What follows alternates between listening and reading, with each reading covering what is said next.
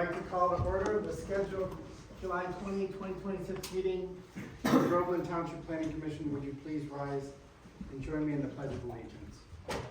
I pledge allegiance to the flag of the United States of America and to the republic for which it stands, one nation, under God, indivisible, with liberty and justice for all. Okay, welcome everyone. Thank you for coming tonight.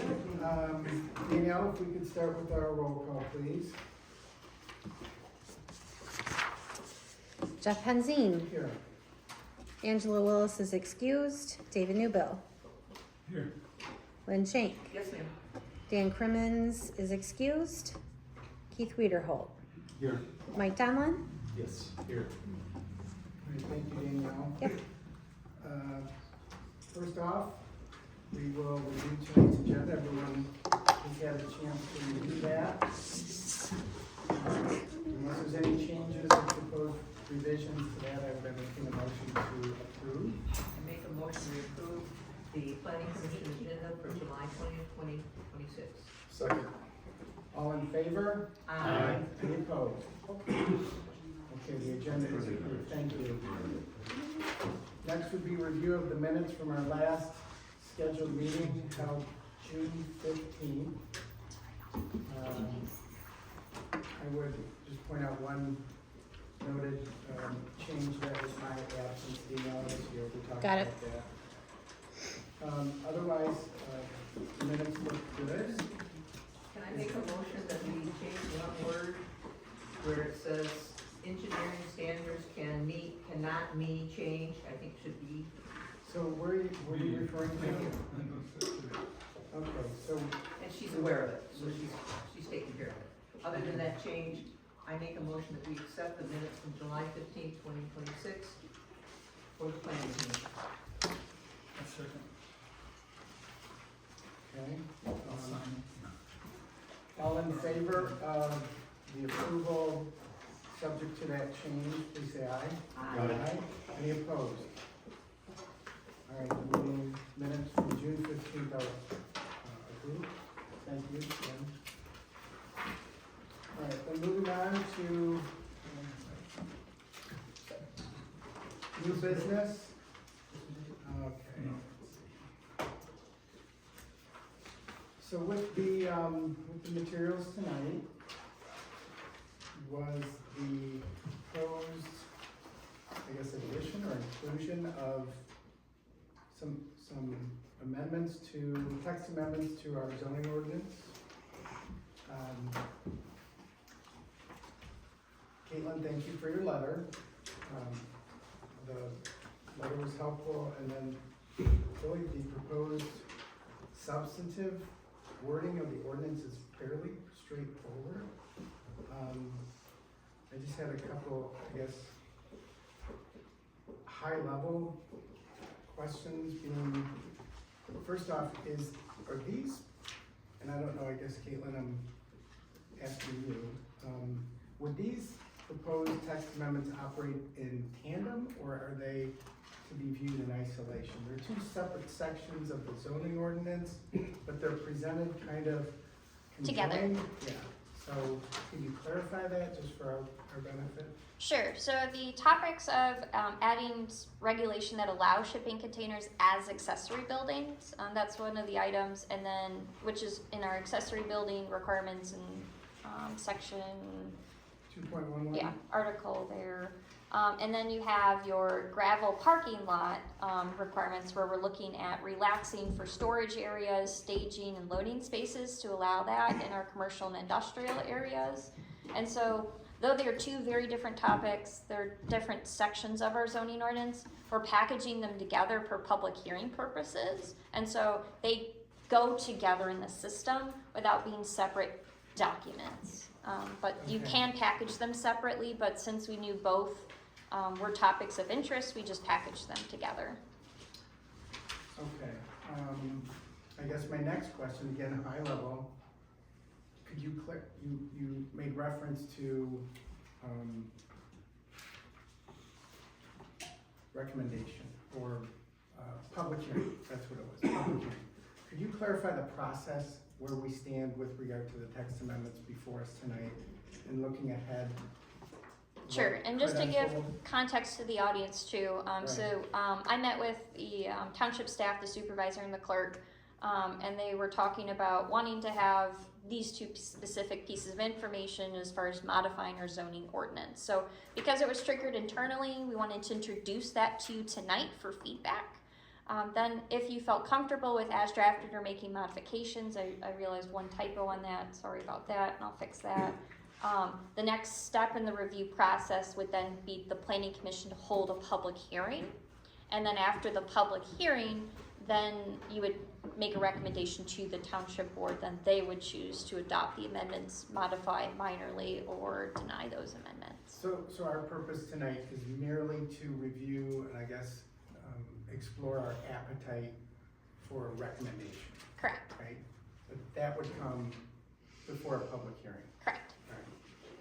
So that being understood, I guess I would just start, the way I'd like to address this, I would propose, unless anyone has another suggestion, is to discuss them kind of independently, starting with the shipping container proposal, the proposed amendment to the accessory building standard. I guess that would be 2.11, just for the record. First question, and it's just an observation, but is this is the only place where shipping containers currently is found or spoke to in our current ordinance? Is that true? So the other place that it's, I don't know that it specifically says shipping containers, but how it would be classified is when you have construction on site, there's those temporary construction, buildings, so that's commonly, sometimes it's a shipping container, sometimes it's a mobile home, but when you have construction, there is a caveat that says these are allowed as not part of like a separate permitting process or things while construction's going on site. So that's the only other provision I'm aware of where this would touch it, but ultimately would be excluded because it's buildings that are temporary for construction purposes. So are you referring to, Caitlin, 2.11I sub 2 in the ordinance, in the packet tonight? So it doesn't show it in the draft because it's not relevant, but you asked me, is there anywhere else it talks about shipping containers? And that's the only other Okay, potential way you Well- would talk about it. just in the materials tonight, in the, I guess,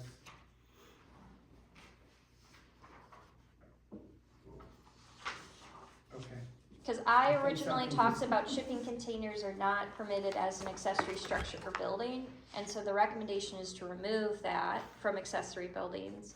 And then we're creating a whole entirely new section that specifically talks about, section L. correct, section L is new, which would talk about shipping containers would be allowed in our ag, REF, and residential SFR districts. And that much I understand, Okay. but as a, I guess, just point of clarification, is there a conflict with the existing ordinance I-2? It says 14 days limit. Correct, so you can allow for other storage, shipping containers or pods for 14 days. So so we allow for the temporary components, and then L would apply for your long-term temporary posts. So I don't think there's a conflict Gotcha, there, okay. because there is the timer that's associated in I, similar to when I mentioned the So if construction this would be thing. a permanent accessory structure, we would refer to L, the proposed addition L. correct. All right, thank you for clarifying that. You're welcome. I have a question still on that page. Yes. L1, it says placement of the shipping container, singular, as an accessory structure, blah, blah, blah, blah. And then the last line says containers, plural, can be approved. Is it singular or multiple? Plural. And So- throughout it, you have plural, plural, plural, plural. Sure. In 2A, 2B, 2C, 2D, they're all plural. So you're saying you can have as many shipping containers you want on your property? or just eins, one? So you can have multiple. The only restriction we have is associated with all other accessory buildings. We're talking about the numbers associated with that. What is your maximum coverage you can allow? And that's what puts you up against that. So, so we can change the first shipping containers to say shipping containers. In the general construct of language and article, forget which one it is in yours, it does say if it's plural or singular, you take it as is. So it's not a use issue if we make it plural. But that's my understanding is you can have more than one of these as long as you meet whatever the accessory size limitations are. It's the same as the accessory building. It can't take up, all buildings on your property can't take up more than 10% of the property. So it goes with that. Does that answer your question? Yes and no, I would not want a container on any property adjacent to me that I had to look at. Well, so, Yes. Correct, so then- Yes, there are yes, yes. development standards, right, that we will, I guess, get to. Does that answer your question? So I'll make the first one plural just so it's consistent throughout. Very good. Gumption. Yep. Very good. Mr. Chair, Yes, Mike. why transient? Why the term transient? So that's copied over from Bruce Township. That's the term they use. Different communities have different preferences. You can eliminate the word and we're still good if you wanted to keep it just shipping I just get containers. confused on transient, I mean, because transient means it's can up and move, and so can an accessory structure, shed or anything like that, but I just get confused on transient. Mhm. And if you got a difference, you know, to, Chairman's point about the conflict in storing shipping containers such as pods or temporary shipping containers, a transient shipping container is a temporary shipping container, that's what so maybe that word should be more permanent shipping containers. Sure, I can make that adjustment. Thank you, Mike. And to Lynn's point of view, the developmental standards do have it screened in neighborhood Right. property, so. Good question. Yes, David. Jeff's question, are we striking transient and replacing it with permanent? Sure. Or just striking? That's what I was gonna do, correct. Just Strike it. Just put Striking shipping. it and then putting permanent, so that way it's very clear from context. Thank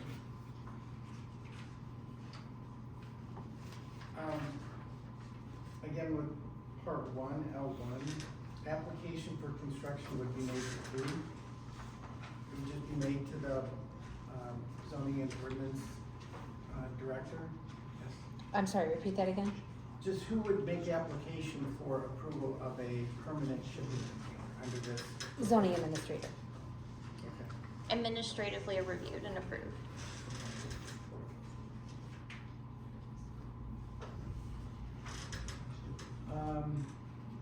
Shall we get to development standards? Anyone have specific questions about those?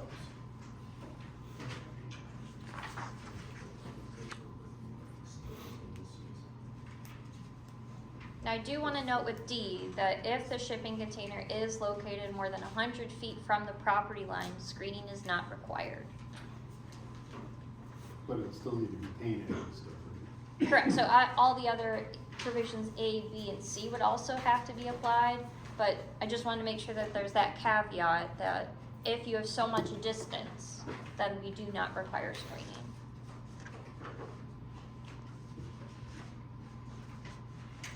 One of the things that concerns me, and maybe this is because, we haven't taken on any text amendments, is the vagary or the vague nature of some of the language here. Is that problematic or is that desired? I guess when you're framing ordinance, you wanna be broad. That would be, Depends on your policy goal. so specifically with regard to color. Yes. Paint color shall be earth tone. Correct. Or match the main building. I guess that's just a semantic concern, but should there be more specificity? So you Government? can. What this current language as written would imply is that if it's found generally in earth, then you can use it. So we're trying to keep away from your like hot pinks, your Right, highlighter yellows. okay, Those are things that are not commonly found in nature. So nature would be your browns, your blues. You can go maybe a little bit in your dusty reds and stuff like that. So yes, there is some nuance to when is it appropriate and when it isn't. But generally speaking, that general language saying you would like it to kind of blend into the surrounding area or match one of the buildings on site. So if they have a big red barn and they want to put the shipping container slightly off of it and also have it red to match the red barn, right, we would want to accommodate that aspiration. okay. But yes, you can pick actual color palettes if you're Frankenmuth, but we are not them. So just with regard to placement on a level, stable surface, does that prohibit elevated? Is We that- don't allow them to be stacked vertically. And so what this language is intended to do is to make sure that when you put a shipping container, we're not requiring it to be on an impervious surface. So it doesn't have to actually be on an improved surface in that capacity. We just want to make sure it's level. And it's a stable surface, so we're not even saying it has to be on like limestone or clay or things of that nature. And so some communities have more stringent requirements on that. Following after Bruce Township, one of our neighbors, that's more the language they had. But you can't, some communities require it to be anchored. Some communities require it to be actually on foundation, if it's on pylons or whatever the case is. So we can expand upon that if it's a concern. The initial draft and in-play direction from staff was to have it be more simplistic. He's not here, but I did discuss it with him, and I know Jason would like to have it on some type of flat surface. Is the language as drafted okay? Because it does say that stable surface, or do we want to add the word flat? I think he wants it like to be able to be Stone. adhered to the ground so it can Or like, have a slab. Some 'Cause- type of slab to it. okay, because there's a difference between an improved surface that's like asphalt or paved, as opposed to some required improved surface, which is usually when you say limestone. Gravel is a term that's commonly thrown about, but gravel means rocks. So unless you put a definition behind it, it's just rocks. And so then you have your stable surface, so somebody could literally just put it on their property, and as long as it's stable, so it could be on grass, and then just put the shipping container. I was just at one, I also, in Bruce Township, last week, and it was all on stone, but they were just butted. None of them were fastened down, they were all butted against each other, sitting in rows. I'm texting him, hopefully he answers me. So Keith, is that to say you're fine with the language that's proposed? I think it should be on stone, but it says flat surface, but I feel like it should be on stone. If I was gonna, we use these at work all the time, we don't put them on the ground because it's sink. So if you put them on Yeah. topsoil or the clay, so put them on stone. Mike, thoughts? Typically your accessory structures, sheds that you pick up from Home Depot and stuff like that, are on a stone base. So why would these need to be any different? You know, I think the level, stable surface, level, stable gravel surface is probably more appropriate maybe. But I agree with Keith that, you know, you set them on topsoil or an agricultural field, they just become, you know, And they do have a wood floor, so if it's just sitting in wet grass for years, it's gonna rot. so. Yes, David? I agree with Jeff, and, should be on something, where there'd be some drainage at least. Mike? Mike, I'm sorry. Wait a minute, you're Jeff.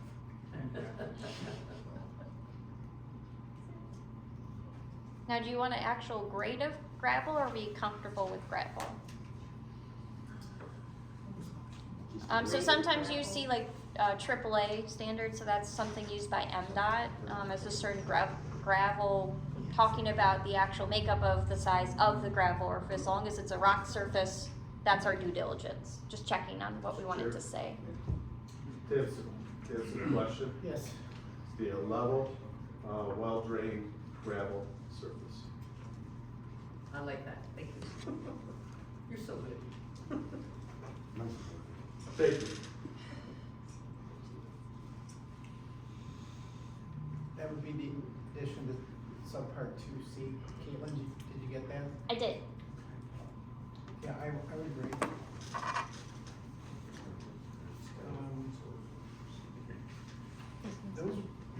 Those were the concerns I had.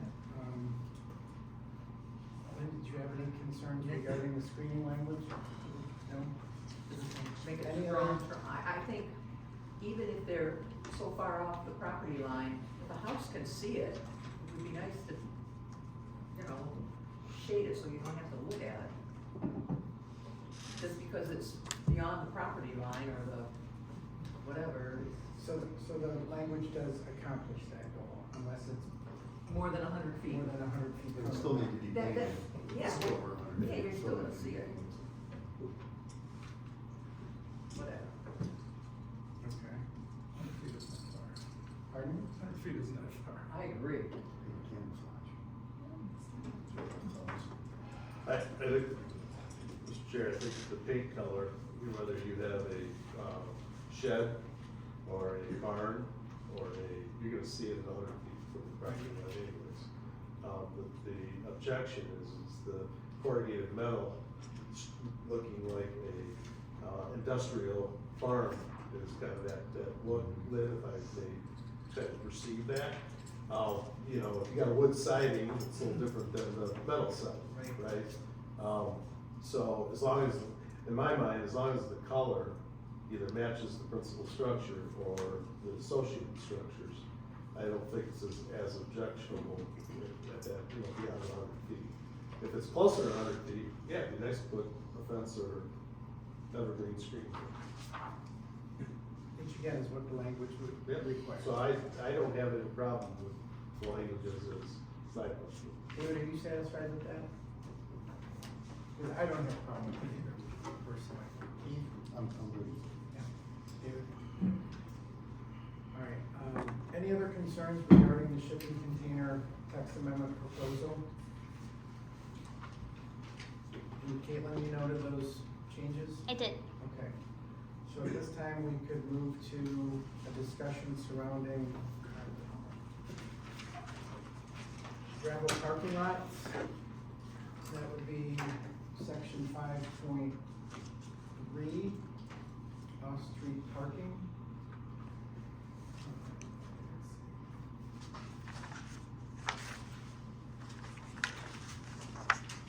So just some, I don't know, maybe some typographical corrections at the end of the first paragraph, surfacing, Caitlin, is that a clause that attaches or was intended to attach to the preceding sentence? Cause you're basically carving out an exception, right? Are you at C? So he's talking about, or is it L, or whatever that letter is, it says unless otherwise stated below, and then I added a 1, so correct, rather than creating another section that's equivalent to that, I thought it made sense to say, okay, this is a surfacing component, so subsectioning of surfacing, this is when that exception applies. Is that what you're talking about? I'm reading. Okay.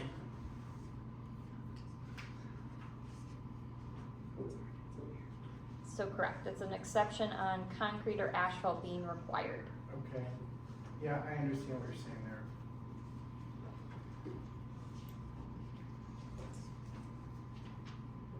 So we can do it as a larger section, it just requires more renumbering. That would be the only downside. Well, does anyone else see confusion surrounding that? Where are you? Oh, it's procedurally where this is versus Sub that. I Oh. surfacing, there's kind of this, one, the very last sentence, unless otherwise stated below, period. Oh. One is a subsection of that.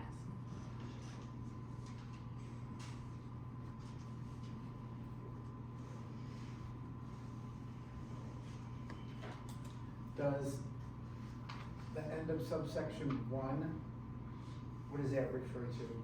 With the requirements in subsection, Oh, sorry, that was an incomplete thought. I should add the word below. So there's the, 1 is trying to make a more clear caveat to when this exception to surfacing would apply. But when surfacing, the exception to surfacing applies, you still have to meet requirements A through F, which goes over the location of gravel, the amount of surface area, the surface material that's required, design, parking lot perimeter, and then additional screening. okay, that helps greatly. I guess we should maybe circle back to the need to include extractive. Are there thoughts on that? And I highlighted in yellow. I don't see any reason to exclude it and not incorporate it or include it. Extract, Mr. Chair. Yes, Mike. Extractive, is basically,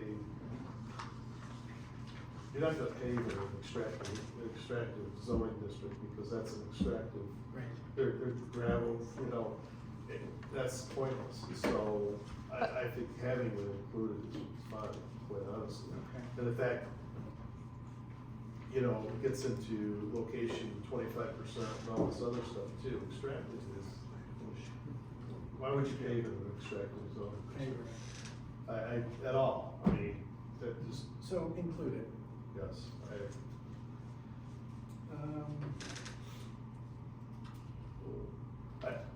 Mr. Chair. Mike. So, you know, I don't, just the premise of what we have in the language we have here, I don't mind having the gravel, option in the rear yards of parking. Just something to interject, and I don't know how to handle this, but my experience with gravel parking is it becomes very, chaotic at times, because there's no, delineation of where parking is. And some of the ways that I've addressed that in gravel parking lots is the placement of wheel stops. You know, having that, if you're doing a gravel option, then I think if you had a, requirement to, include the wheel stop, the 8-foot concrete Upper blocks. bumper blocks, wheel stops, whatever, and the delineated parking helps maintain that aspect, whether we realize it or not. But, you know, somebody's still gonna split the difference, but, you know, it helps to do that. So I don't know how to put that in there, but Mike, is that already, not to interrupt, is that already spoken to with sub E? So there is a slight difference. So we require a parking lot perimeter, which we require to be some type of fence. So that's stopping somebody from their yard slowly becoming more and more of a parking lot. What's being discussed is having a method to delineate individual parking spaces. And so that would be something that we could easily add either under, under that category. correct, or you can add it to D, which is talking about the design. So you have to meet all the different parking lot requirements, and then also indicate that includes the delineation of individual parking spaces. So we do have a requirement talking about either striping, but since it's gravel, that's not really conducive at all times. And so what we could do is clarify that we require bumper blocks. I like to add the or other method to individually designate spots, just because people come up with unique ideas or ideas that work or technology or whatever the case is. So that would, I would suggest, I hear what you're saying, Mike, and now that you clarified that, Caitlin, I would suggest it would be more relevant to subpart D, adding that, I don't know, that clarification under design instead of the perimeter provision. Anyone agree or think otherwise? Disagree? Mike, thank you. I agree with the design.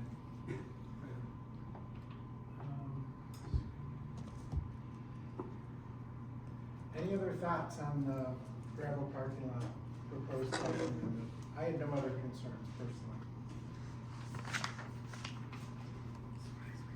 None? Just, the other thought that I had, Mr. Chair, is, gravel parking lots tend to, I don't know how to word this either, Caitlin, but, over time, regrading, regraveling tend to become, unholy, degrade, and have drainage issues. So having somewhere in there that they must be maintained, drainage must be maintained at all times, is that covered in there? I'm sorry. I think it's under general, but I do want to validate that. I believe all parking lots, we have that general maintenance requirement. Even But if gravel's even more. but gravel's even When you're worse. talking about specifically gravel, maintaining drainage, nobody wants to get out of their car and step into a 6-inch pothole or puddle. So there's two different approaches. So the simplest way is that we add a section that just, again, clarifies that there has to be maintenance of that site to have a reasonable surface. I have general language I can borrow. Or some communities require to have a copy of the maintenance plan. So that way the actual, if they do this gravel option, they say, every year I'm gonna regrade it, or no, I'm not, because I'm not proposing a lot of semi-truck traffic that beat it up, I'm only using it for X, Y, Z, like literally staging. And so, cause when these provisions could be used as a variety of different situations, active parking lot needs more maintenance. And the last, I'll promise this is the last comment that I have on gravel parking lots. Dust control is another thing that I've experienced with gravel parking lots. Depending on the size and nature of the gravel parking lot and the traffic over that parking lot, I don't know how to word that either. Dust control can be a nuisance, especially to neighboring properties. Yep, so you can do it that way, or require them to provide you what is your dust management plan to evaluate it. So, do we need, Mike, say more than, in your opinion, surface material, the surface shall be maintained dust-free at all times? I think it makes sense to add the dust-free part, just because even though I can pull in a different section like performance guarantees, it makes it all holistic in that one specific location. So I do think it makes sense to add a subsection talking about the dust management, and then we can, while we're there, just add the maintenance part, because that's simple enough. So my question still is though, do you want to see a plan and evaluate it, or just say you would like to see it maintained, but not be reviewing a plan? Mike? Just say, be maintained, because the enforcement, if there's a complaint that's given by a resident, enforcement will go back, I assume would look at it and then say, hey, for the ordinance, you need to maintain this, and this is what it is. So I don't think they need to have a written plan given to someone to review to make sure that that's happening, but you just say it in your ordinance, it's gotta be Yeah. maintained. I agree. Fully agree. That's just Any other a lot thoughts of on that? We agree. review. Okay.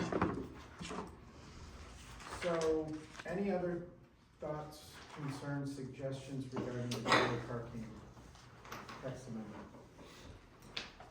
Caitlin, did you get a clean understanding of the changes, recommendations that we discussed? I do. You did, okay.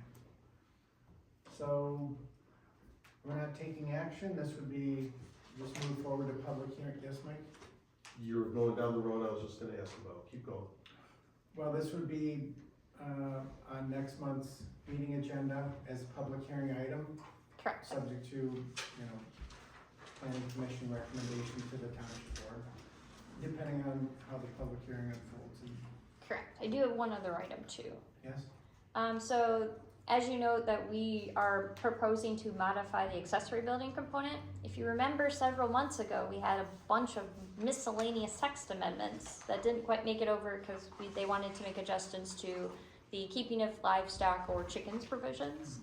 And so my question is since there was no other problem with the other sets of provisions, would you like to bundle those together, redo the public hearing with all of that content, and then move that forward, excluding the keeping of animals because we haven't re-talked about it? personally, I think that's a wonderful idea. If we could close the loop on those items and incorporate it into, you know, this discussion, it would seem to make sense. Thoughts? Really good. We would agree. Okay. Alright. Okay, so I guess that concludes item 8A on tonight's agenda. So we move to unfinished business. And that would be the review and consideration of the site plan for cold storage warehouse on commercially zoned property. Parcel ID number 0218-351-009 located on Big Sky Drive in Holly. With the owner applicant being Jim Stevens of Stevens Land Trust, who is here with us again tonight. Hi, Jim. Thank you for returning. We have some, I guess, renewed consultant reports based upon the outcome of our last discussion. I guess what I would do, same as last meeting, Caitlin, if I may refer to you just for kind of a high-level summation of, well, Tim is not here, Stacy's here. Thank you for coming, Stacy. Just a high-level review of the consultant reports. Sure. So the township and reviewers did receive a set of revised plans, so they did add several of the items that we asked for to have that additional clarification, specifically like the landscape plan, which was proposed as part of this addition. And so as part of the engineer's review, as noted, there are no proposed restrooms or sink facilities that are proposed in there. The building department has the authority to allow the portable restrooms in lieu of one within the building. And so that, as far as I know, has been indicated by the building official in his interpretation and administration of that code. And so there isn't much of a component there. I won't speak for the fire department since they are here tonight. Stormwater management is similar to what we discussed last time.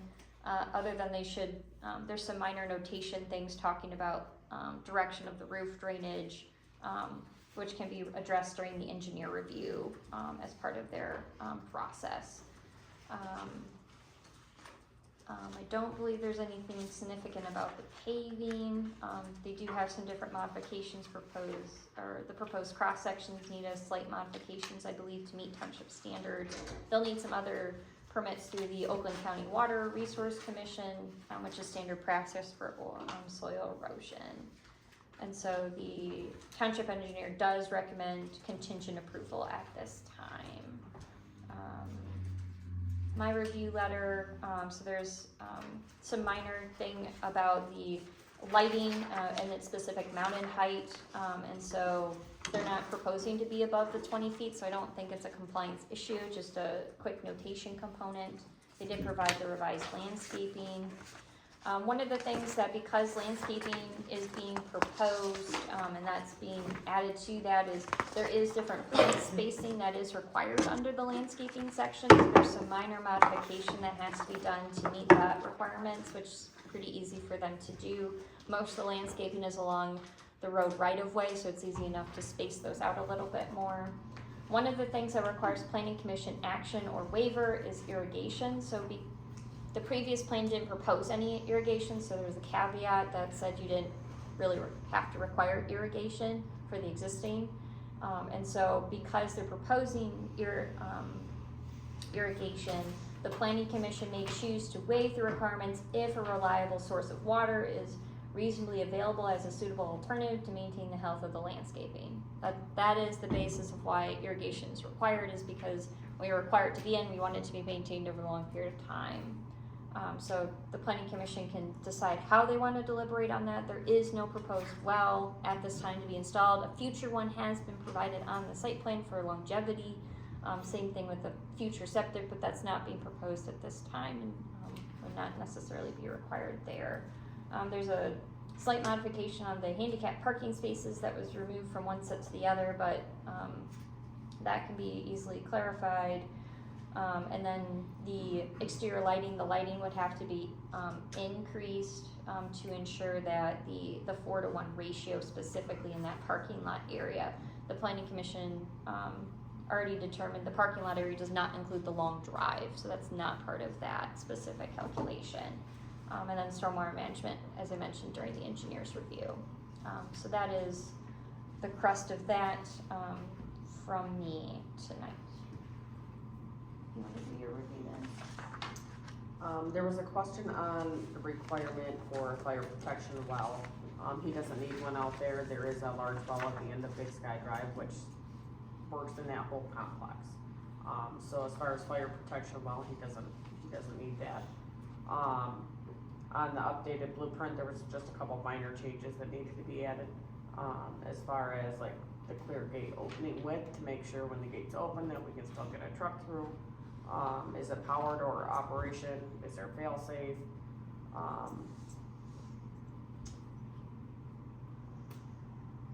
The fire access road going up to the building is just not on the blueprint.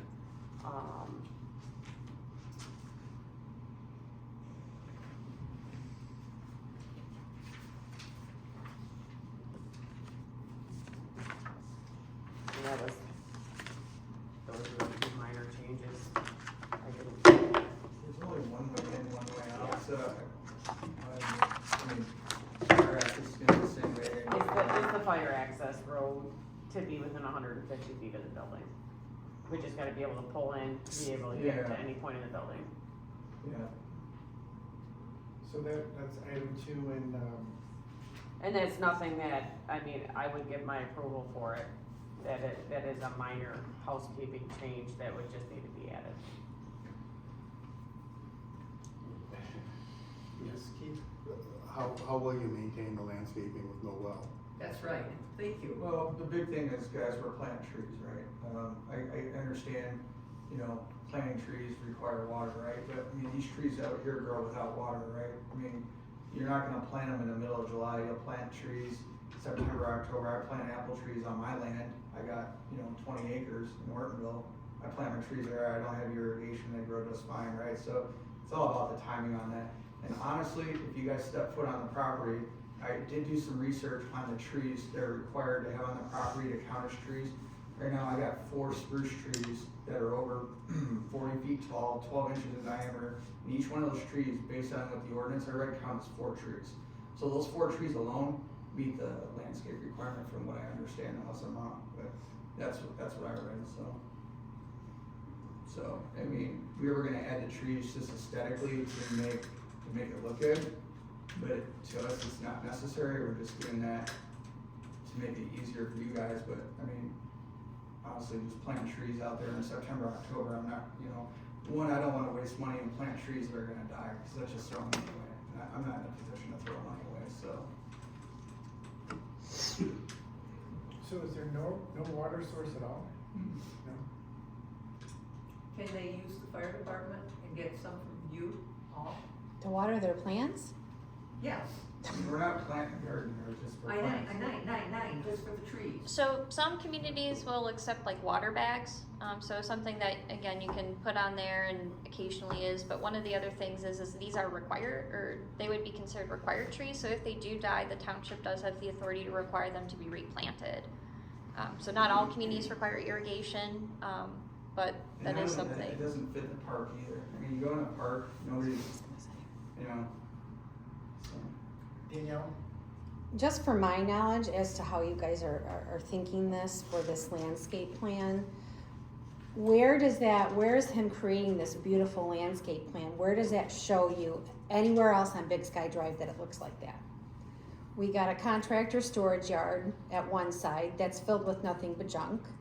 We have another one that's empty. We have concrete placement at the end that is filled with nothing but their stuff in their yard, no trees whatsoever. And then we got a bunch of vacant plots. So why does he come in and now all these things have to be done? Especially when he already has the existing If that's what trees the on the ordinance property. says, Then we need to be enforcing it on the other I properties. agree. But it's a waivable requirement. right? Yes, And I it is think in our definitely a discretion, waivable requirement. Based upon the overall considerations of the applicant and the purpose, the intended purpose of the site plan that can be waived. I've been back there. I don't know, I mean, my lot's all screened in, I maintain my grass, I do everything to make it look aesthetic. We went in there and trimmed out a lot of the dead trees that were in there, we cleaned out a lot of the blight and everything. What I've done is I've improved the area, you know, there's neighbors next to me that got vacant lots that got autumn olive that overgrows and is consuming the roadway and things like that, so I think I've demonstrated that, you know, I'm trying to do the right thing here, I'm not trying to cut corners, it just doesn't fit the park. If you guys want me to plant more trees, that's fine, but right now, the way the ordinance, from what I understand, where I read it, was I have the existing trees there right now to cover that, you know, just based on mentioning those 4 trees, not counting the poplar trees and some of the other trees that I have on there as well, so. Mike? So I agree with the amount of trees. The applicant, that is, as a landscape architect, I think a lot of our irrigation requirements come in for these commercial landscapes that have a lot of shrub and building plantings that need to, and we've got a different aesthetic within a community that we need to maintain, whether it's road frontage or whatever. So, I think that this is something that can be waived. You know, it could even be waived until such time a well is available that you could irrigate something. But, I don't think that, requiring that irrigation for the trees on front, that if those trees die, it's a requirement part of the site plan. The landscape plan's part of the, I assume, meets the requirement of the landscape plan or the landscape ordinance. So, otherwise you'd be telling me where it doesn't. I think in the previous meeting, the only objection I had is that we were substituting, or allowing invasive species to be included as part of the landscape. So that was the thing that I brought up, I think, at the last meeting. So I have no, just on overall, on reading through the sections, Mr. Chair, I have no objection to, you know, approval of condition on these things to, you know, for the site plan, because it looks like everything's been met based on all the things that we saw at the last meeting. So, thank you, Mike. So is there anyone, like fellow commissioners, who are opposed to waiving the irrigation requirement? Is there any opposition to that? We have consensus to waive that. Caitlin, was that the only mandatory action item? Other items? That was the only discretionary item I needed you to clarify, what are we doing? Correct. Well, I said mandatory, I meant discretionary. Okay. Because then the other component, if otherwise a conditional rezoning or conditional site plan approval is kind of being deliberated, the only other thing to mention for our minute's sake is that the proposed site plan would meet all of our approval standards for site plans in section 7.3, which is adequate information, site design, aesthetics, district requirements, privacy, emergency vehicle access, circulation, parking, drainage, stormwater and a sediment, storm, water management, exterior lighting, public services, screening, health of fire and hazards, and health and safety concerns, and phasing. As long as I got that punchline in. Okay. Mike? Can I make a motion? Are you ready for that? Well, I can always yeah, I think we've critique heard it if you from the need. consultant view. You've spoken to Tim's report. Stacy, thank you.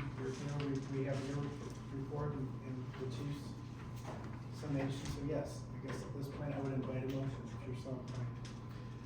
Mr. Chair, I make a motion to approve the site plan SP 26-001 for cold storage warehouse on commercially zoned property, parcel ID 0218 35109, located on Big Sky Drive, Holly, Michigan. Owner applicant Jim Stevens of Stevens Land Trust, with conditions based on section 7.3 of the zoning ordinance, meeting all the 16 standards for basis of site plan approval.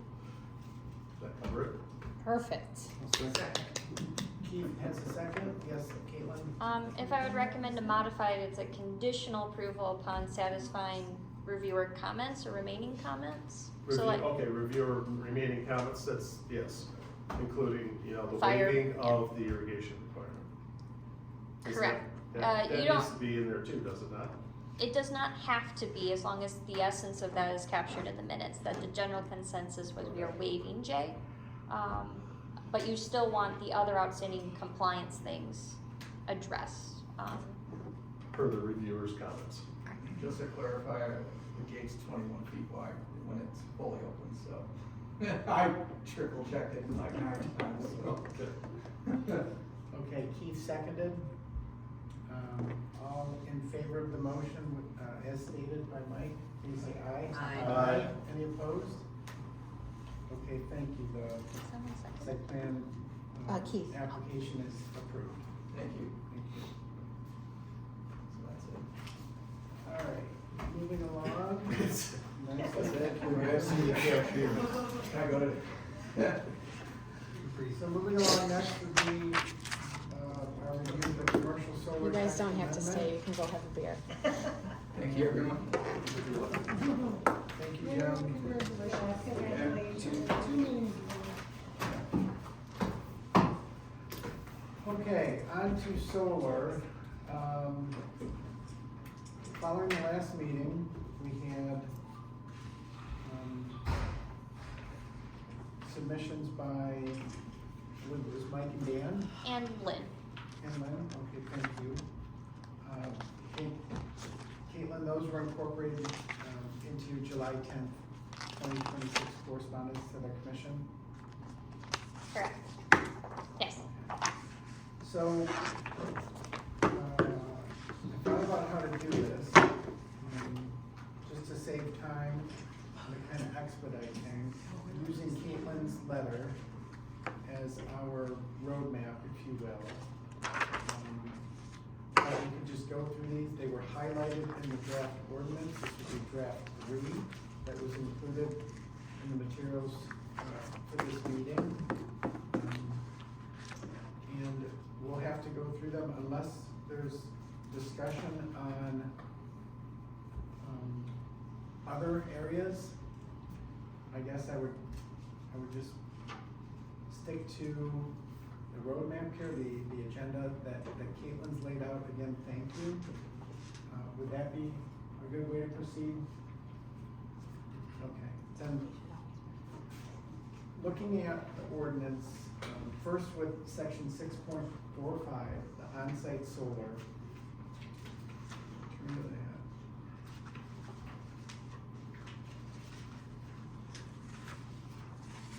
So I guess the first item was talking about lot coverage. So based on the different comments, the placeholder text was proposing that it not exceed 30% lot coverage of the principal building. We're talking about ground-mounted facilities. So there's a proportionality that's associated with how much solar you get to keep. So I'm on page 8 of draft 3.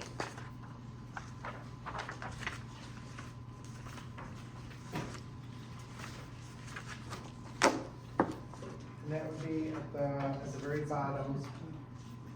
Correct. It should be numbered, I apologize for that, clerical error, it should say 4, and then the area of the solar array should have its own number, I apologize for that, and then you have 5. But it is highlighted in yellow there.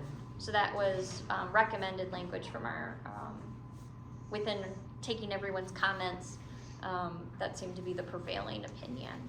And so, do you agree with that opinion on how it's written? And I guess just to kind of speed this along, do we need to just voice disagreement to certain sections, or is there kind of implied consensus that what is proposed is acceptable? So I had 3 members respond back, or I have 3 members out of our 7, so not necessarily a majority, but I think it's fair to say, I can run through these, and does anyone have a concern if we do a 1, 2, 3 and nobody says concern, we can just move on. So we don't have to have long deliberations on each of these items. If you would be willing to guide the discussion in that manner, Caitlin. Sure. Unless anyone objects to that, I would welcome it. Okay, so I'm gonna go the 1, 2, 3 accepted. for the lot coverage. Okay, so then the next one's talking about screening. So some communities require screening for ground-mounted facilities from roadways or other surrounding residential dwelling units. So as drafted, we require screening from residential districts and public right-of-ways with a green belt or a 6-foot privacy fence.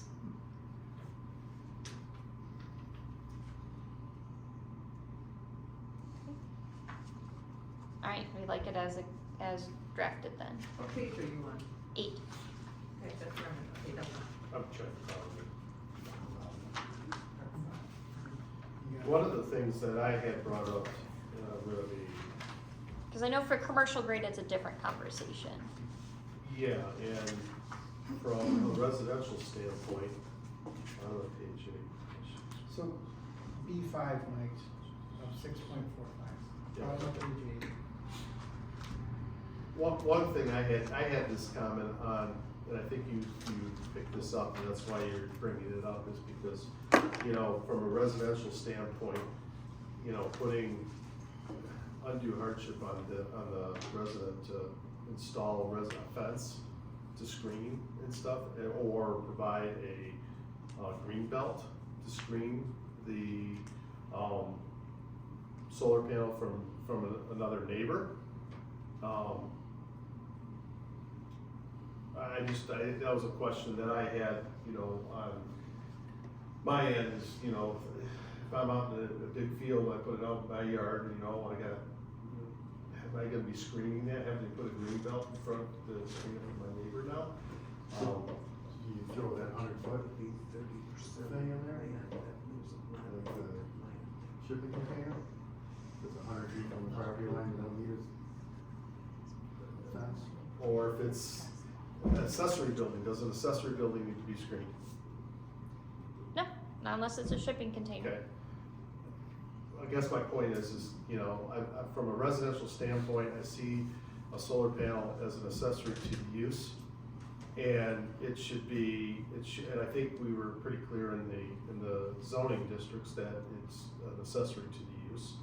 And it should follow those same setbacks and that same criteria. Why are we requiring additional screening for when in a residential setting? Commercial's different. Commercial's different totally. I'm just treating the solar panel as an accessory to the use of a residential district. Why do we have a screen fence required and a green belt required?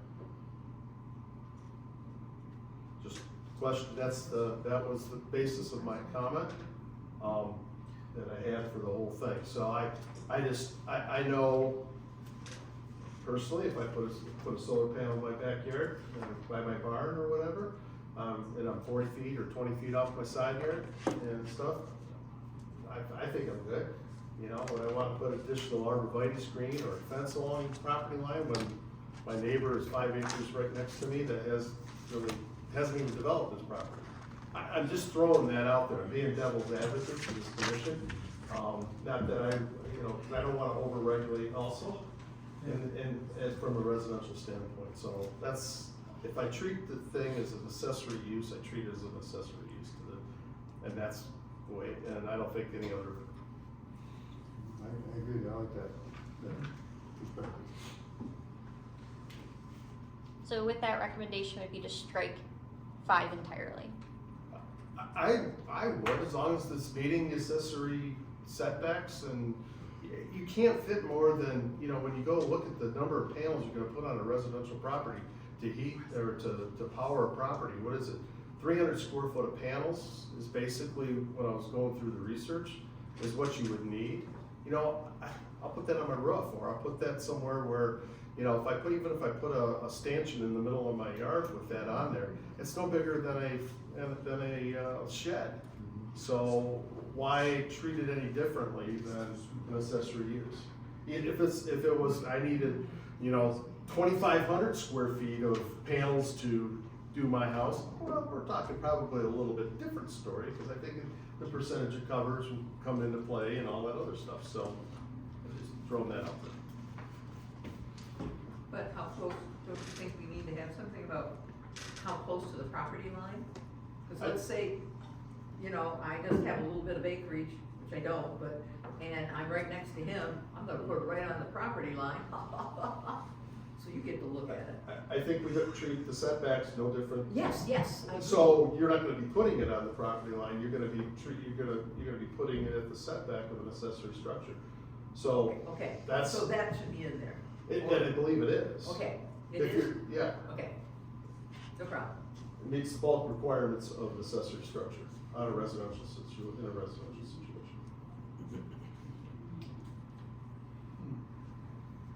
I need a general consensus, so I got 2 and I need 3. Nice drive. Yeah, Omit the Right. screening or don't omit the screening? I think you made a good case for not requiring screening.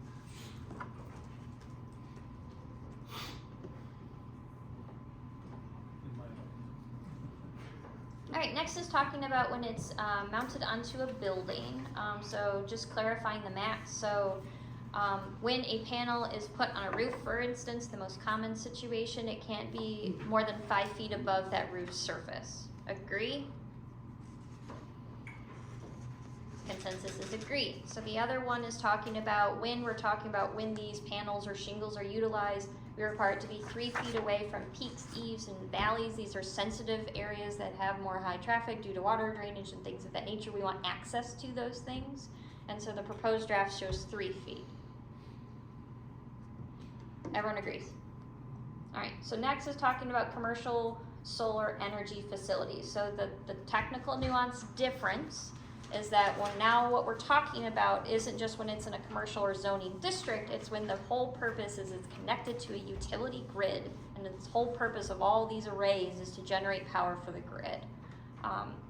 And so currently, as drafted, minimum lot size, so you have to at least be this large to even be considered to have this large scale operation, is to have 10 acres or more.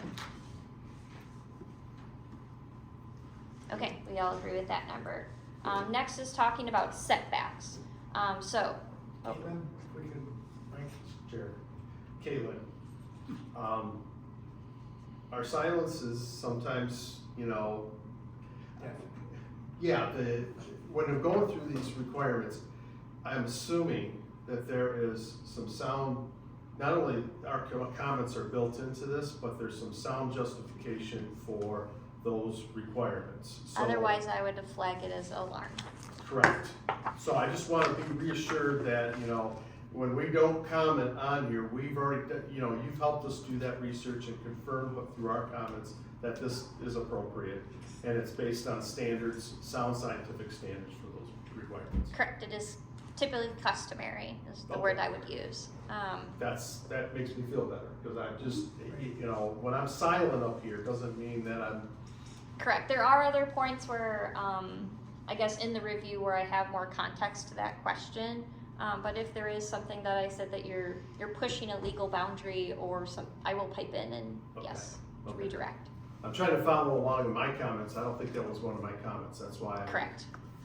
Okay, continue on. No, and Mike, I appreciate you saying that because I was thinking like 5 feet just with regard to extension vertical from a flat roof surface that could seem rather arbitrary unless it is grounded as you've confirmed in standards. Most aren't above 2, but to be honest, sometimes there's different apparatuses when you talk about in a commercial setting where they want it to be mounted above their small air conditioner, and so 5 feet above isn't a big ask, there's just different variables, but based on different customary components and talking with different building officials, this is where you don't have a major structural issue. When it's starting to go 10, 15 feet beyond a building, you're kind of going, what the heck? It's a separate story now.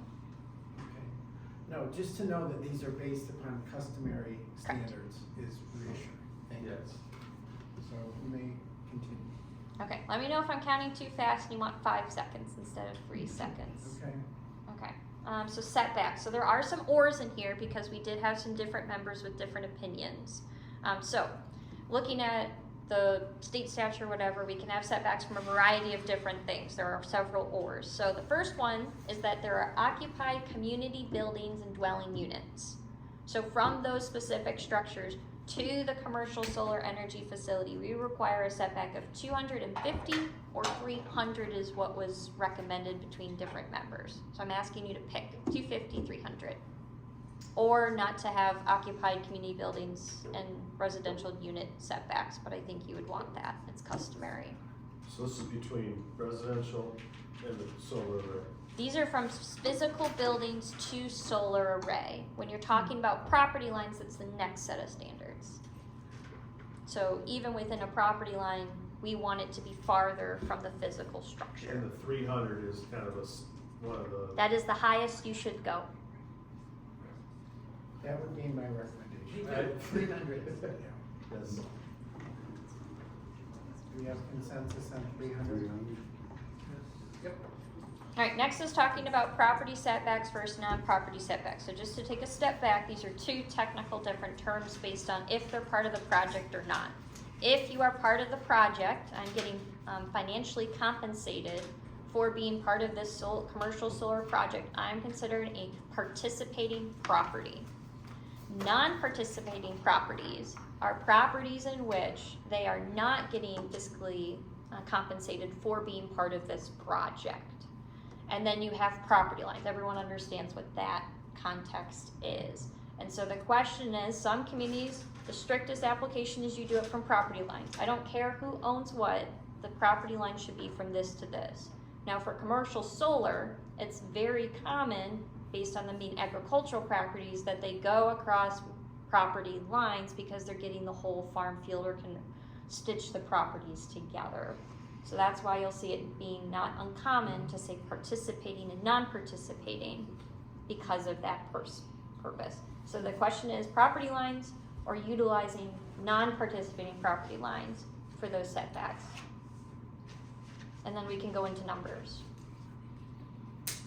So the setback, property line setback is 100 feet. We're posting right now on this. Correct, that was what was recommended by general consensus of the comments I received. Now, the next question is from a non-participating party. So you usually pick one or the other. Property lines is the most restrictive, and so therefore you would just have that as your requirement, because if they're non-participating, they're not getting financial compensation. You would more or less keep the line. Now, if you want, you can technically keep the distance. I guess you could still have to, but it kind of defeats the purpose if you have a participating property line setback and a non-participating property setback. You kind of follow. 200-foot gap, if you're two large lots next to each other, you have a big gap trying to stay off that property line, you know, one continuous solar field. Yeah. If you did property lines, but the non-participating one allows you to go across the property lines, right? Is that what you- Correct. It is commercial grade operators prefer to have non-participating property lines. They're generally willing to negotiate for those to be higher because I'm able to get the grouping somewhere else together. And these are people that are part of these contracts. They're part of leases. You can see in those contracts, if you read it, where those boundaries are and how far you are from homes and things of that nature. And then you can have, for those that aren't getting fiscally compensated, you can have a larger one. You can keep those at 300 from the property line. You can have those be, or 100. That's typically the range you'll find.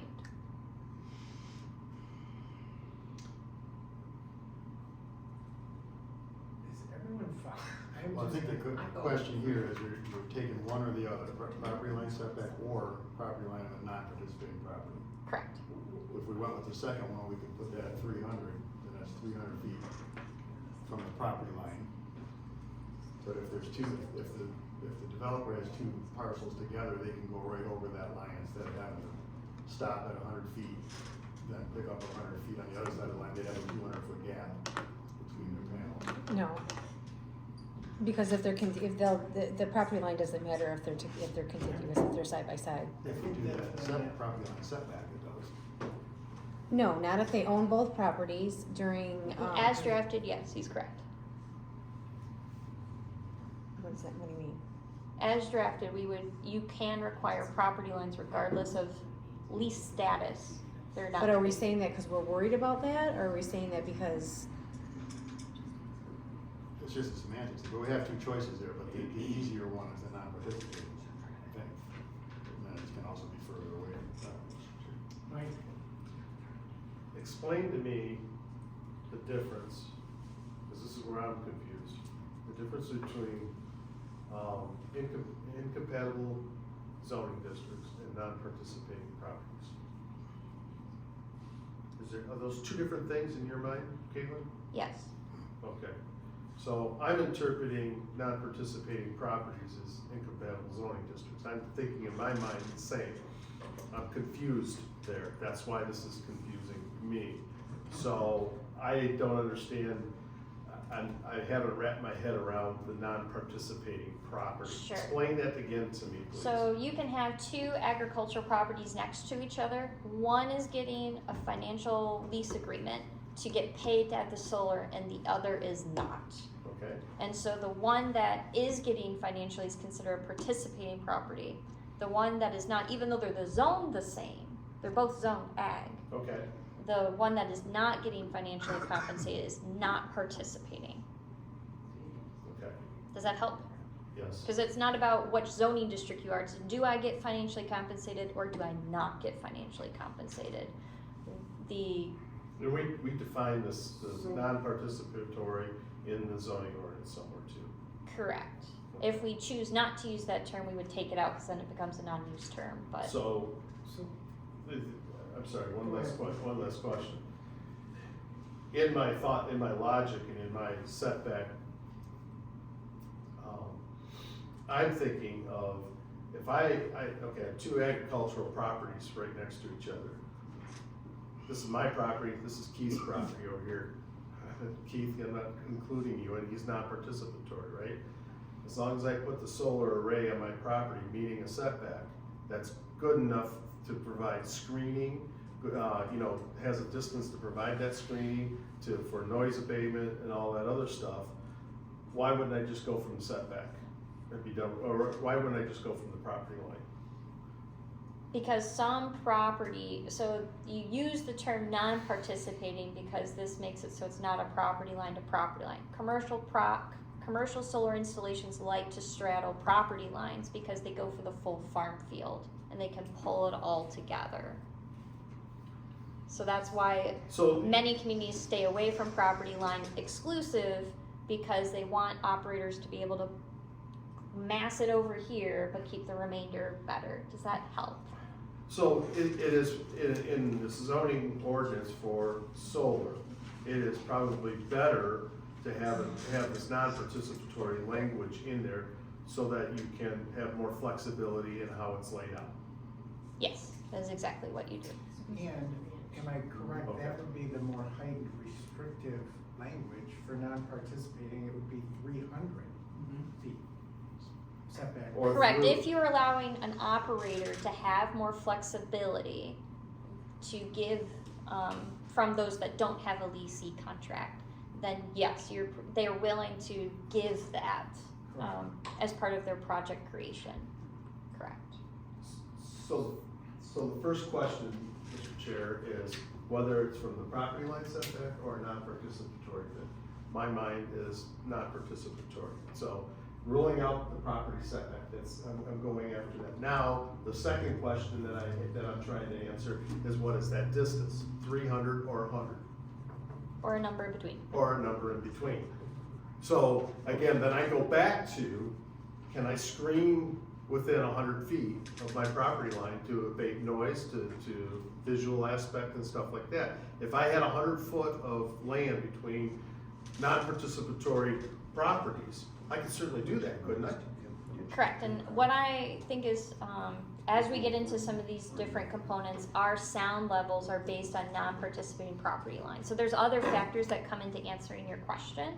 And So, ultimately, the operator is designing where is the substation that's creating the most noise, where is the inverters that creates the most noise. And so they, as an operator, have to make certain decisions to meet these requirements that we have Okay. some level of understanding where you need at least 50 feet to have some type of general landscaping and aesthetic setback. That's pretty common in the industry. right.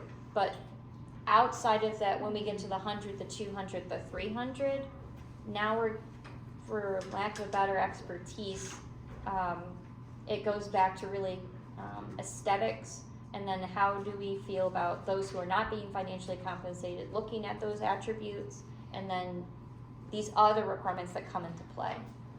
I would think, just as a body, I would think our preference would be to safeguard the interest of the non-participating property Yes. Right. with more restrictive, in other words, greater setback requirements. I think we came to that, yeah, at least I got to that conclusion too. It took me a little bit. Thank you, Jeff, for stating the obvious. I didn't say that either. So that would mean, as maybe there's consensus to not go with the property line setback, but instead go with property line of a non-participating property at 300 feet. Well, stop right, non-participatory property line, stop right there, because I don't know 300 or 100.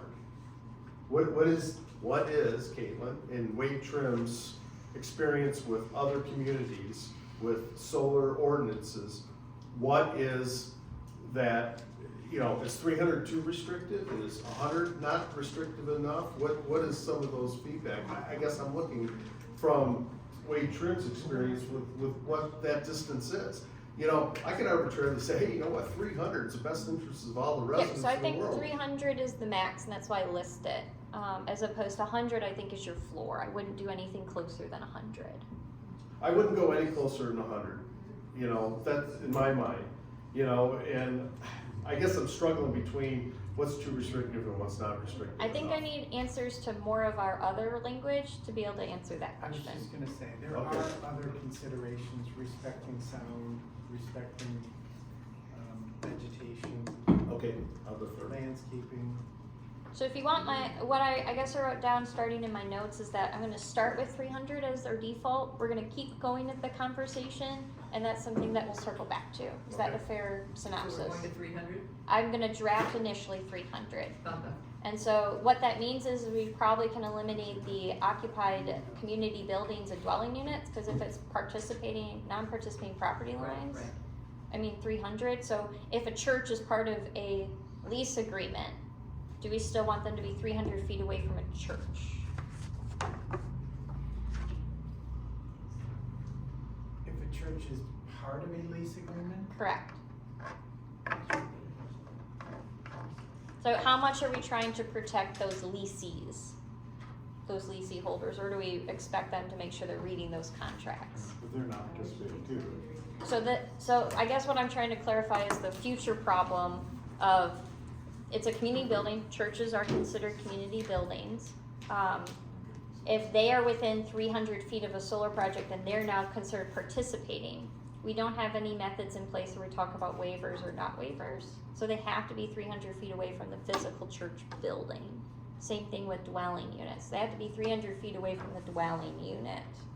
It doesn't matter if you're part of the lease or not part of the lease. So I just wanna make sure it's very clear when we're writing this, that we understand that that's the I guess- level of flexibility that we're giving even to those that are leasees. I guess I would assume if there's a financial benefit to a leasee, they would be doing their due diligence and understanding that the requirement would apply to buildings and churches and dwellings, if I'm understanding you correctly. So I would have no problem with that personally. So we are requiring as the township, it shall be this far from a building, rather than the leasee saying, read your contract, how far can they be from your building? That would be my preference. Anyone else? I mean, Okay, I just wanna make sure we're all abundantly clear on that. Alright, very good.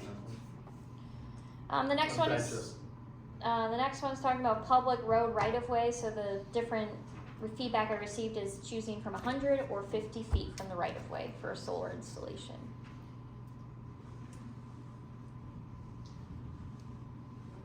I would definitely go for 100. The more buffer you have, I don't wanna see it from the road. I would agree. Alright, 100 takes it. Next is talking about height. So the height of a solar structure based on drafts provided is proposed to be the 15 feet. It is industry customary to have it be closer to 20 to 25. This is a freestanding structure on the ground, right? That's right.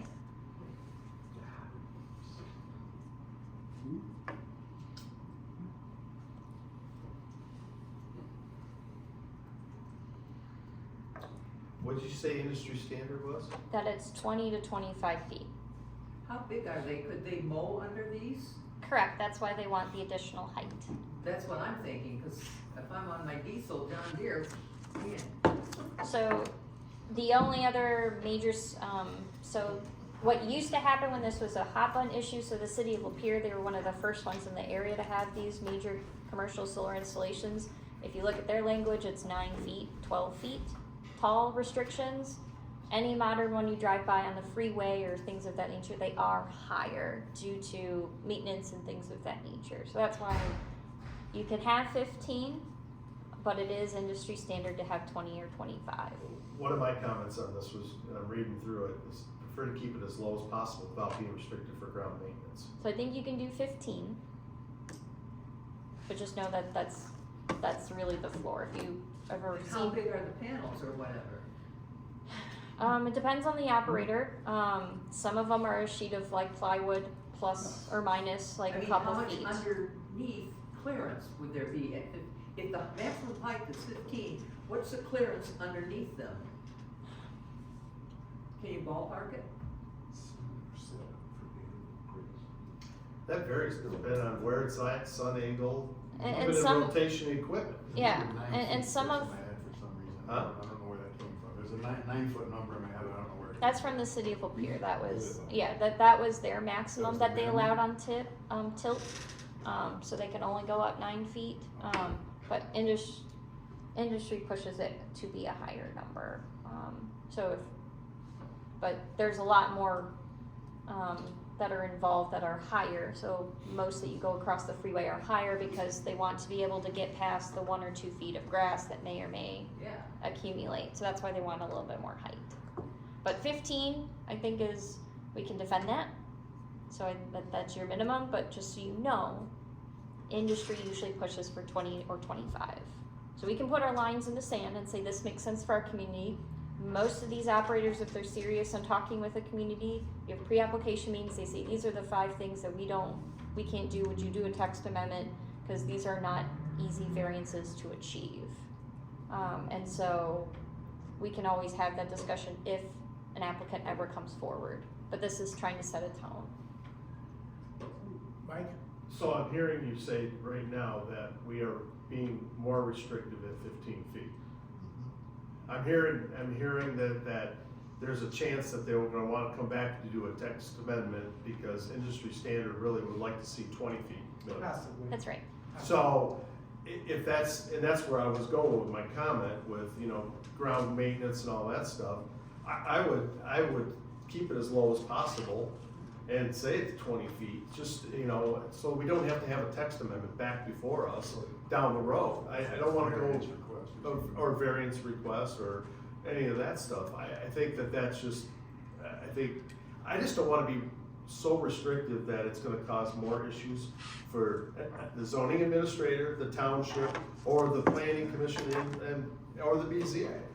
So I just heard you say that, so I'm saying 20 feet is what I I would say. think it has to be higher, clear, to mow under it, Yeah. keep the vegetation down. So will 15 feet prohibit, basic maintenance? Depending on how low it goes. Depending on the angle So of it your depends. array. It Right. depends on the operator. If they're fixed or they're not fixed, or just whatever they want to say as part of theirs. I mean, so we could put a minimum of 20 and have the same issue, nothing guarantees. Correct. An operator can ask for whatever they would like, and we decide yes or no. But However, what I'm hearing is the industry standard is between 20 and 25. Because that's, if you were to put this in there, that's what it is.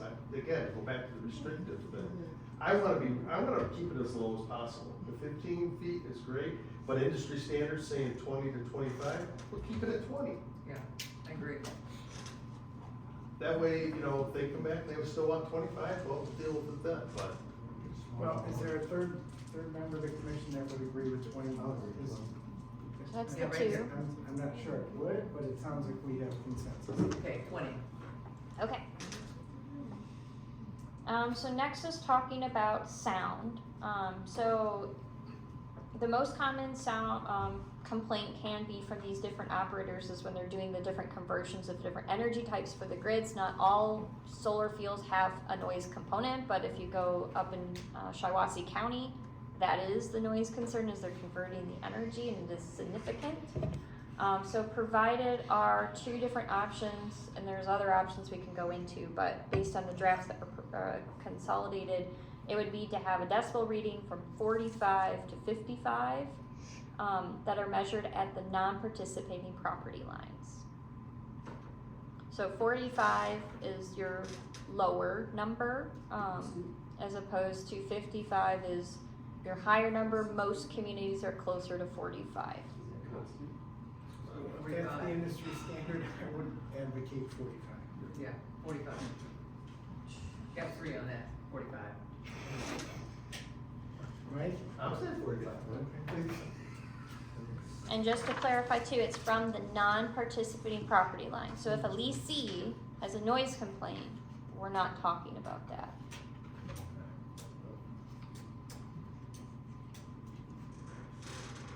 We gotta do public hearing for this too, don't we? We do, but I'd like Okay. to have the answer ready before we get there. Okay, keep going with the non-participating, I'm still getting my head around that thing, Okay. so, but keep going. Okay, And 45 again is the more restrictive option. correct. Next, so I'm moved on to page 10, so then we go to F, which is land clearing. So many communities have these provision, is not encouraged, as clearing for panels is not grounds for denial of a project. However, it is common language where you can limit, due to other concerns that we have, but this is something that commonly comes up and attorneys say, good luck with this. So you can choose to keep it, we can flag it for our own attorney's comments. If that is something that we're very interested in still seeing, that would be my recommendation. If we're interested in having a restriction on land clearing, have our attorney review it and give their stamp of approval on it, but know that that is something that's hard to implement if something were to come. So what is included in draft 3? Minimally necessary. That is exactly the subjective language I am concerned about. What is the minimum necessary for a commercial operator to do their project? Is that where it begs the fight? Is that it's too ambiguous? Well, so there's, so non-municipal attorney disclosure, so I cannot issue legal opinions. But the general consensus component is, one, is you have to treat similar use similarly. We don't require any land restriction clearing requirements for any other property, for any use. So if it's a mining operation, that's your property, you can clear it. We're not doing the same level of clearance. So it's not just about a use, it's about how we treat all uses similarly. So that's a part of that problem. The other part is the subjectiveness associated, well, what's the minimum necessary? And so an operator can design their site a whole bunch of different ways. They can move solar panels to be closer to where the existing farm is, but maybe they want to take down a row of trees So, because of the shadow that it casts on it into the field, because they want the solar. So Caitlin, if it were left in, would that become a variance request component? I don't know. That's something I think we should flag. And if it is we are encouraging them to be as minimal as possible. So the attorney could be okay with that. I think it's not saying a percentage, so it's very hard to give a firm opinion on it, but that is something I would flag specifically with your attorney. Mike? Sure. So, what I just heard is that for other site plan development outside solar, is that we don't have this requirement. Is that a correct statement? Yes. So, to be consistent within our zoning ordinance, why would we include this requirement as part of our solar? I'm asking the commission that question. If we don't have this in any other developmental standard for a use, why would we have it here? Could be that to help camouflage the solar facility, and they just wanna cut down some trees because they can get some more sunlight. If they kept some trees though, that would provide their screening, right? Right. So they might be encouraged So, to do that. and isn't it part of this, not to interrupt you, but just owing to the character of our community, right? Our Correct. topography here in And that's, Groveland, there's and a lot of trees, so we wanna kind of protect that in as much as that's possible without being prohibitive.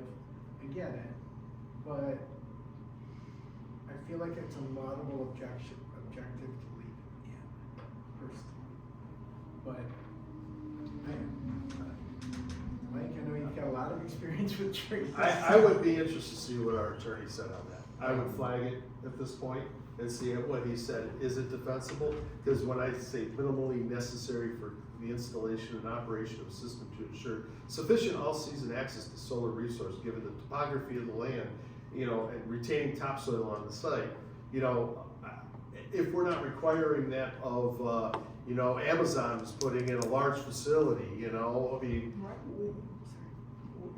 I'm exaggerating here because I don't know about that, but I mean, I'm just giving you an example. I'd be interested to see what the attorney says on that. Can we defend that? I don't 'Cause disagree 'cause with that. there is some defensing of it, so this is only in our agricultural district, so it's a different character than a commercial district. Well, you expect there to be less trees because you're expecting more development.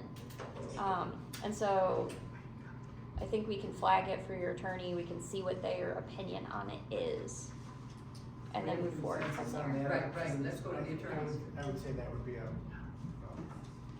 good, Path forward. correct, yes. Alright, next is talking about lot coverage. So for commercial solar installations, we did provide a graphic to help clarify, and based on our current or continued discussion, we would modify this graphic, but the intention is that what we consider a solar energy system collector is what's within the fenced in area. It's not just going, from this panel or wherever there's a building, it's where is the fencing limit? That is what's considered part of this compound. So one of them, it was from a few different members, but one said not to exceed more than 20% of the total lot area, or the total lot area of the commercial energy storage facility is calculated not to exceed a maximum lot coverage of 80% within the residential zoning district, or residing zoning district. So very different numbers associated with what maximum lot coverage would be.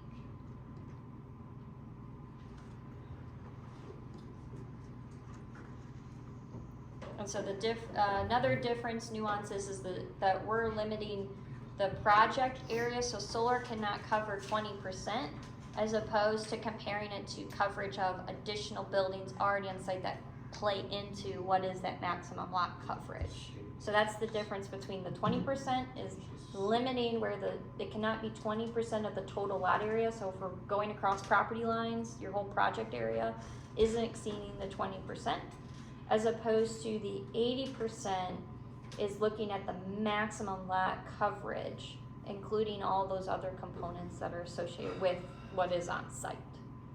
Does that help? The panels and everything that And goes like an with it. accessory building, so if a resident has a bunch of pole barns, that plays into that maximum lot coverage. Correct. Caitlin, why does your letter indicate that there are 3 options? I think I forgot when I was going between the 3 different members' comments, they did have clear preferences for the 2, and so I limited it to 2, so I apologize for not catching that when I was writing my cover letter, correct. Mike, you had a question? Yeah, I do. And this comes up in the state before, and I'm not familiar enough with this. That was one of my questions when I was reviewing. How does this farm development rights agreement fit into this? Because commercial solar farms are evidently considered a farm. You're farming, solar, energy, right? Yep. So- How does that fit into this farm development rights agreement. I'd never heard that until now. I don't understand that. And is that another legal question that should be considered? Nope, so PA 230, or no, not 233, 116s. So several years ago, the state did change their opinion on which commercial solar energies are allowed to still receive that tax benefit to be an agricultural property if there is commercial solar on it. At one point in time, that was not the case. You could not farm solar because that's not the same thing, but the state did reverse their opinion on that several years ago, probably 7 years at this point. So PA 116s, where you have that tax credit, isn't part of this equation.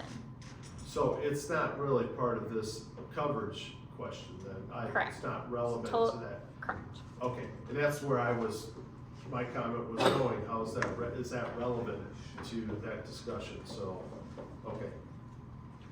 Because I said, my comments that, because of that, I thought that the 80% rule would be in play, but the next question too is, again, for development standards, I'm sorry, and, yes, Mr. Chair, 20% of 100 acres is 20 acres.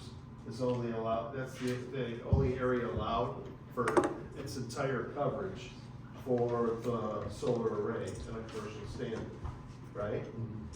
So, is that normal? Is that? That is on the lower side. However, then it really just becomes a math equation for total project area. They then need just more leasees as part of that open space kind of concept area.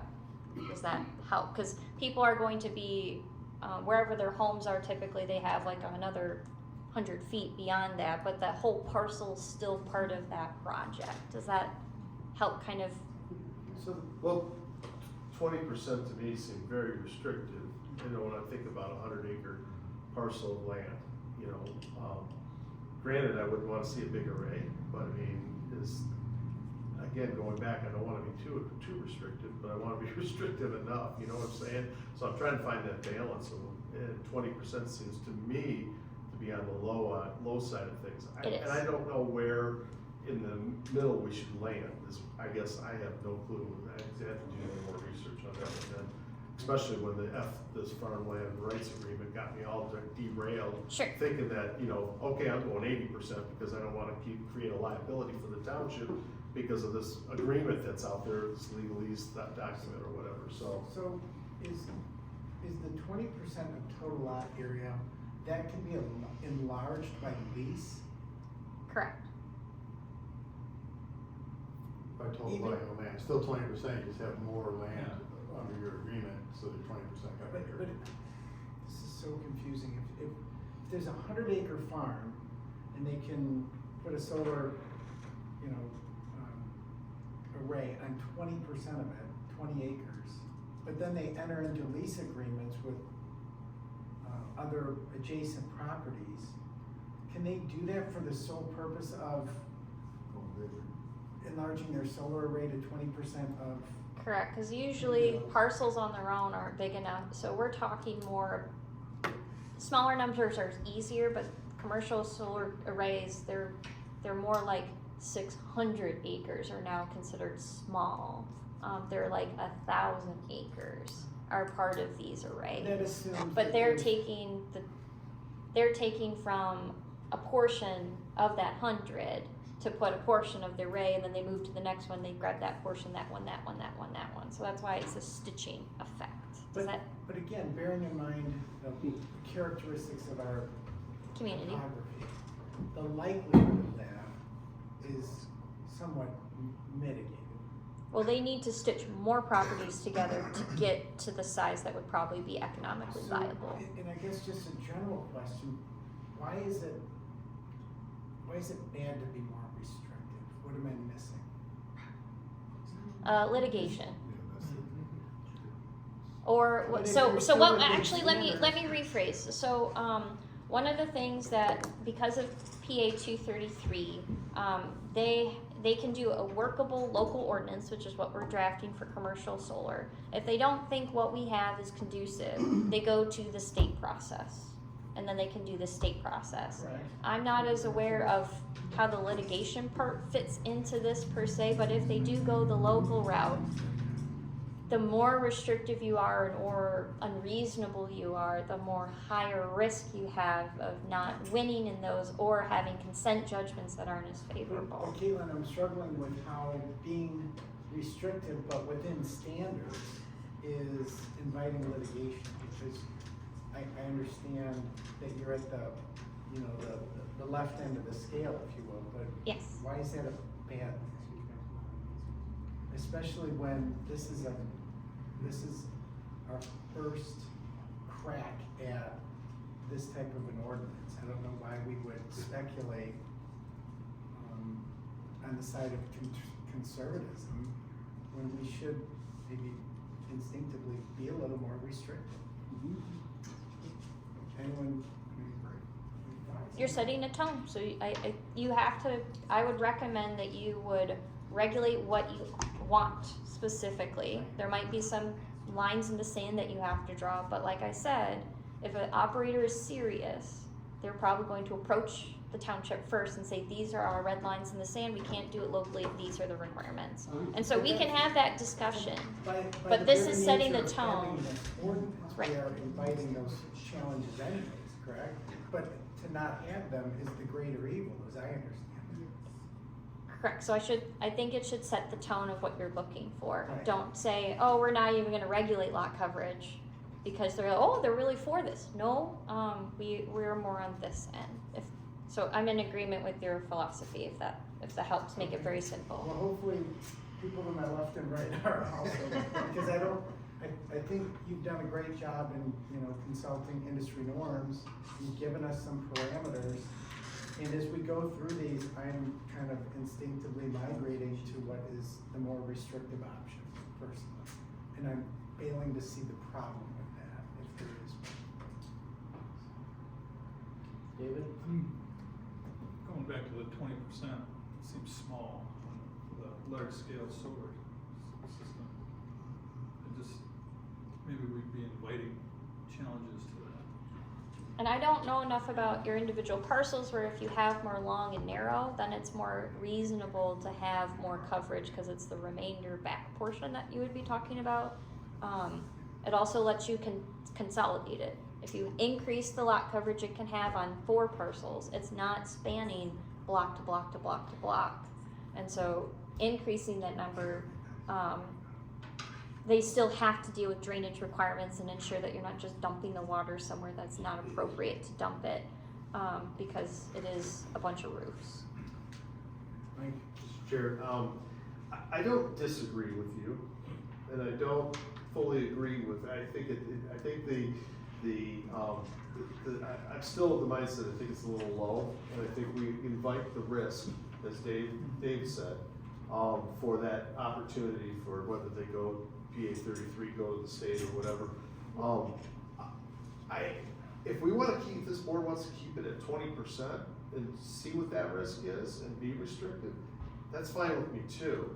I'm trying to find that median ground so that we don't, if the developer comes to us with their red lines and says, absolutely not 20%, we need 50%.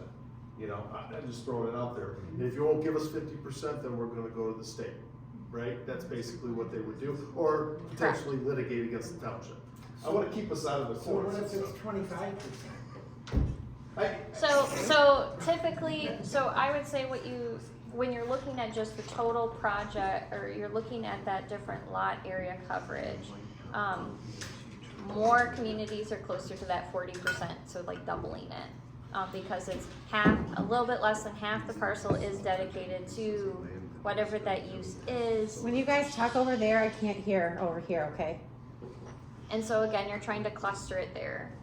So if you want, we can do the preliminary draft is to pick the 40 for the total lot.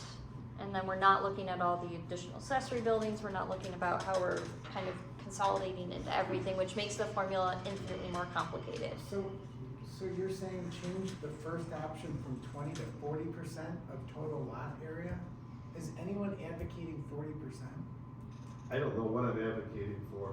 I know, all I can say is that I think 20% is a little low, and I don't know. Is that if what you were is. suggesting though, Caitlin? Like, go to 40% because that would be less. So that's the more industry standard, Right. is your 40. But do I see 20? Do I commonly see 20? The answer is more or less yes. And I believe that's a number Dan specifically said I would like to see it be closer to this. Yeah. Oh, my sense is to stay with that. I mean, So 20, stay with 20, I mean. is that what you said? Correct. I mean, Okay. this is our first bite, guys.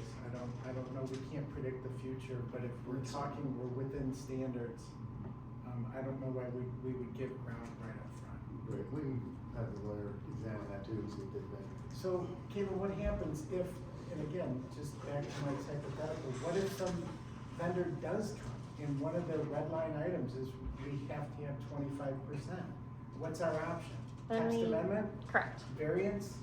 So you have, so typically how this is played out for my other clients that have been approached is that you have an internal discussion over what level of red line does that look like. And then you bring it to your planning commission, you say, okay, so we've been approached. These are the things that were recommended dependent upon how simplistic or not simplistic it is, or if that is a red line for our community. We are not So- willing to change X, Y, Z. So And at there least is- we're having a policy conversation There with is the a right. baked in plan B then, right? Yes. Okay. 20%? Any opposition to 20%? No? Wait a minute. I have a question. Yes, David. I'm having a hard time getting around why these two things are different. Is the large scale solar energy, is that the utility scale? What they call utility scale solar farm? We're all using the same terms. So utility, commercial, large scale, those three things all mean the same thing, correct? Why is it 20% one and 80% in another? So it's based on the maximum lot coverage. Do you include accessory buildings or you don't include accessory buildings? So that's the difference between option 1 and option 2 is 20 is saying the solar field itself cannot exceed 20. We don't care what else is on site, you can't exceed this percentage. Which could be devastating if it's a vacant tract of land, right? 'Cause Correct. Now they put 80% of that property could be a solar array. So we're looking at Right? the first option. Yeah, so depending on which Total area. option 1 or option 2, but yeah. It's, With buildings, With buildings. with buildings, the 80% The whole includes facility would be building and the solar. solar. So the house, the accessory buildings, those are all included. but if And the there option are- we're deliberating towards, But correct. if there are no structures, we're gonna get 80%, yes. Yeah, That's so correct. that seems to be an unsavory option to me. I would go with 20, my recommendation personally, 20% of total lot. That's why I'm keeping and flagging it for attorney. Okay.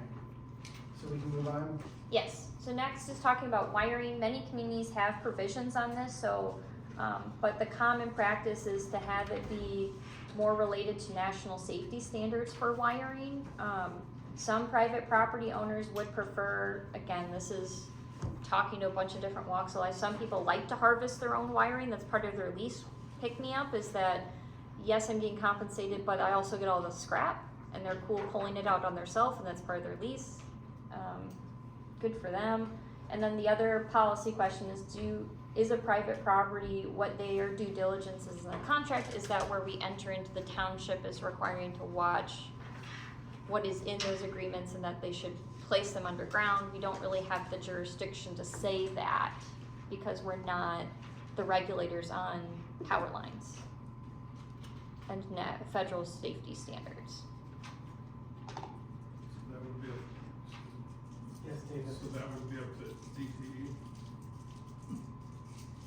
or regulator? It would be within the permit though, when they're applying for the permit, that's where all those guidelines Correct, so the would current be met. language is subjective, and I think it's fine on advocating, we would like to see things underground over above ground. The concern I have is when you implement these, people say, well, I'm gonna say no to this project because it's not underground. It's not our jurisdiction. So when we say whenever extent feasible, we aren't necessarily the powers that be that say what is or isn't feasible.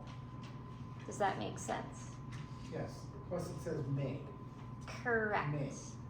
So I'd like to resort back to where you, read what's proposed and then do the 5-second. Oh, I'm sorry, count to see if I'm there's sorry. objections to I'm that. sorry. 'Cause we can get into all kind of rabbit holes with woulda, coulda, shoulda, Okay, but nope, I apologize, I went into a different mindset. Alright, so wiring, as drafted, keep it, one, Mike, Sorry to burst your bubble on your 5-second thing. The decommissioning, this kind of goes against the decommissioning of a solar, facility. If so you- separate problem. So Well, we're not if talking, you put everything underground. If you put it underground, you're gonna decommission it, and you're gonna revert back to agricultural field, that's gonna be a lot of pulling that up out of the ground, is it not? Yep. I just wanna make that point, I don't have any other point to be made, but it kind of goes against it just adds cost to decommissioning, that's all I'm saying. sure. Okay, I'm done. Alright, so then the next one was talking about battery storage. Do you like what says written? 1, 2, 3. Next is talking about landscaping. Do we like as written?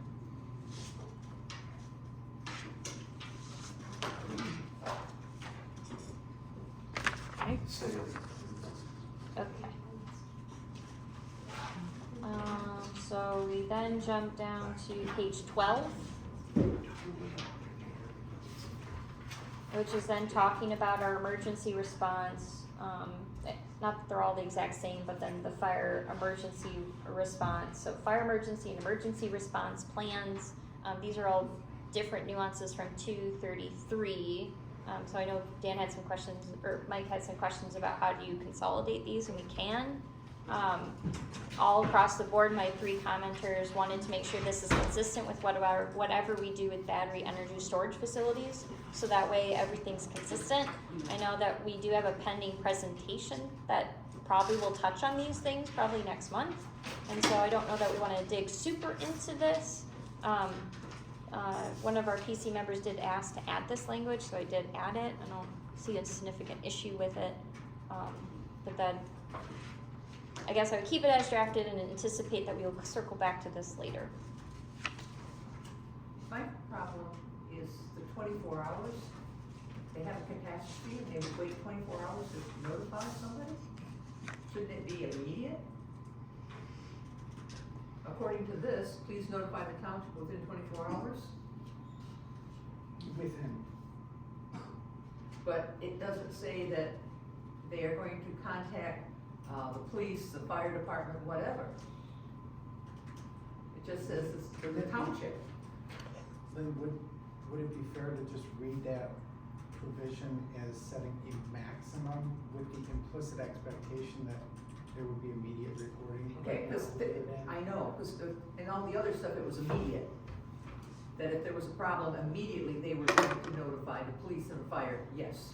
Correct, so this is specific to the township. Just the township. Yep, and so Okay, then okay. 2 talks about we want it to be generated for a 911 in any case, any Right. emergency. Right, So there are, and as we evaluate the sufficiency of a emergency plan, that would be one of those criterias. But we want to make sure the township is notified. Okay. Correct. Typically, we get it through the other grapevines, but that's the intention. So next is talking about the community safety agreement, keeping it to my 1, 2, 3, 4, 5. There is the current provisions there. This is something that you should flag with your municipal attorney. It's not uncommon language to see, but there is some legal concerns associated with it. So if you want to keep it, it's not uncommon to see, but this is something I'd flag to your attorney. Is there any concerns otherwise as written? Right, not a concern about how it's written, it's just how the amount that, you know, is established. I mean, you have, commercial solar energy system must pay the township $2,000 per megawatt of nameplate capacity for, you know, I guess that was my biggest question is, you know, what's it for, how's it established? I mean, I can pull a number out of the air too, but I don't know where that number comes from, and I guess I would be curious about that. Do you have anything on that? So that's a customary number you see due to different communities that have gone through that number and what's in 233 from that standpoint, what numbers you're seeing. Some communities do have modified language rather than putting a firm number. They do say that is evaluated on a 5-year plan, and then is adjusted for like inflation and things of that nature. So correct, if firm numbers are put in, then it takes text amendments to change those things. I don't doubt the industry standard number. I just don't know how they arrive at it, and I'd be curious, there's no way I can research how that's established. I mean, you can look at other, I think it was an extract straight out of 233, including the 2,000 per megawatt of nameplate, is from memory. That's what I recall as Yeah. well. So I don't know necessarily the back work on why the legislators came to that number with the industry giant associated with that. the reason why I ask these questions is I've been in government too damn long to know that we undervalue everything. And when it comes to doing things, whether it's an escrow account, whether it's not enough to do what you want to get done, or it doesn't escalate enough to do what you want to get done. So I asked the question about how's it established, not because I'm doubting it, but because I wanna know, is it enough? I guess that is a doubt, but you know, that's the only reason why I asked. I'd like to see why that was established at $2,000. I can't research, I did some research on that. I couldn't figure out, like, was that just an arbitrary number that was thrown at the wall and said that should do it? You Right, know? and I don't know that I can easily find that answer either. And so what I would propose is that we can utilize other language that makes that less of a fixed number and makes it something that we evaluate once we actually have a project. Evaluate it, what is the actual inventory of our fire apparatuses? What does that equal? So I think that's the language change. So then, because I can't answer that today or next month, but when we have something, then we can assess what is that number we need. And we need language that reflects that. I would rather see that type of language put in so that we Okay. can come in and Yes, know what yes. that is. With inflation. Well, with our gravel pits, every year it changes how much insurance they have to get, depending on how much damage they've done or restored. Right. So like you said, it does change, and to set it 10 years down the road, $2,000 might be a spit in the bucket. Alright, so next is talking about groundwater, oh, go ahead. David? Can I go for it? Yes, yes, yes. I'm assuming this is a one-time upfront payment? The $2,000, if that's the way it was written?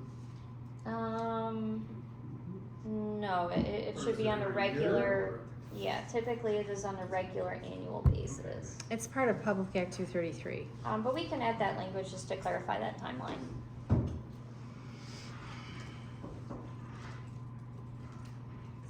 Okay. So the next one was language recommended by a PC member to add more clear groundwater monitoring. Any questions with as drafted?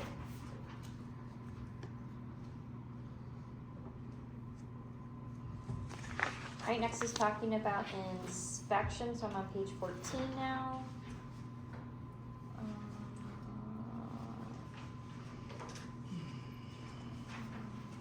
Any questions with as drafted? I'm trying to read my note here.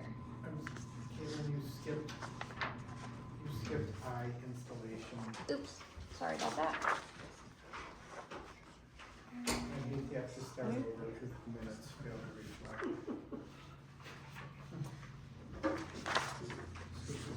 Oh, and then we added language, I apologize, the number's incorrect, it should say S. I apologize for that.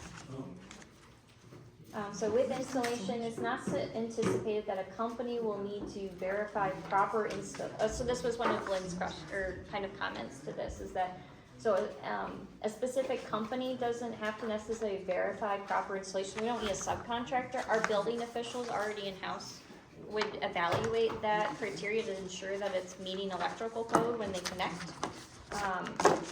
And so that doesn't require a separate contractor. So that wasn't a content change as much as an understanding. So it's not a recommendation that it be stricken. Correct, there was no proposed changes to the current language for installations. Okay, advisory.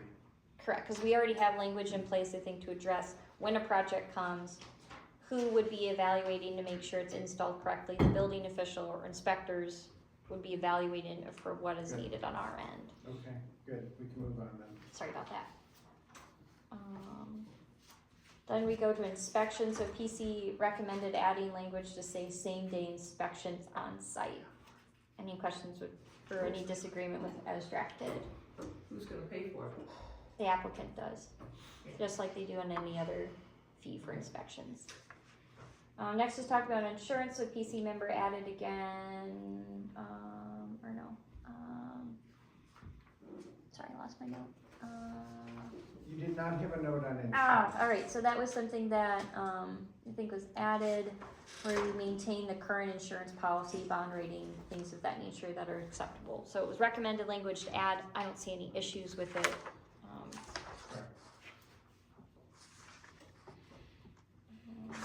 So then we have the decommissioning plan. Hey, Oh, Caitlin, do you yes. have a And question? for insurance, you talked about a bond rating, what for, to cover installation and operation, what about decommissioning? So this is just for insurance carrying on it. Decommissioning is a separate line item from our standpoint.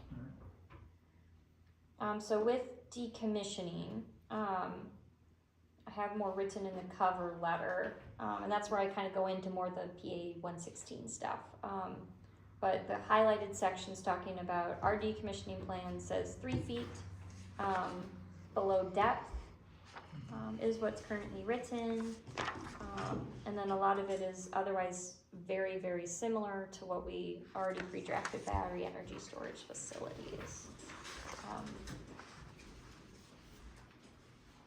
Any questions for as drafted? The frost line is 42 inches. So we take everything out? Yes, you can. How the state PA 233 says anything below grade they don't require. So you're going beyond whatever, again, what I would call the basement of just anything above ground has to be removed. And so some talk about 3 feet because a lot of these aren't water, so you're not really worried about the foundation. These are pyloned in. And so there's not a whole lot of infrastructure that they want to have come far down as a commercial solar. Different uses are different, but that's not as much of a concern for commercial solar typically. Mike? Mr. Chair, the one thing about decommissioning and depending on the amount of utilities, I go back to, underground and stuff like that, whether it's foundation or conduit or all that. You change, you're trying to revert, decommission a solar field into, back to its agricultural use, right? There are grading aspects to that land to even convert that field to a solar use. So therefore, you change the soil dynamics of a field greatly. And by decommissioning and pulling foundations out, underground wire out, and all that other stuff, there's nothing in here saying as part of that decommissioning, how are you going to amend those soils to create the agricultural value of that land, get that back into the land?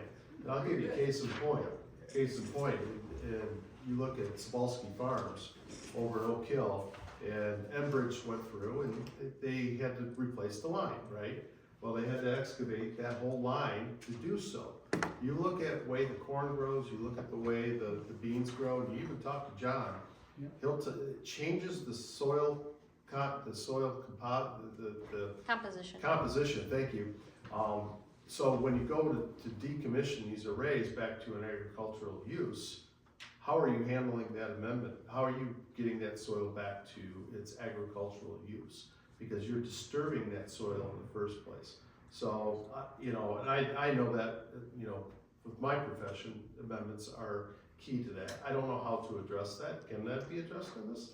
Does, So part of the question, or at least the conceptual component concern is that a leasee's responsibility or not to know how their property that they lease out for this known use and the rehabilitation it to be back, because most, I can't say that, if people do their due diligence, they would realize that there is, if you don't work a field, it is not coming back without immense effort. Same thing with drainage tiles and things of that nature.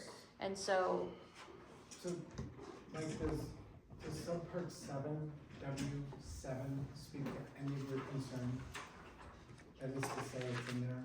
because we don't know that they're actually going to decommission to say the reuse viability is agriculture. It could be single family homes. They could say, I want to put in a subdivision instead.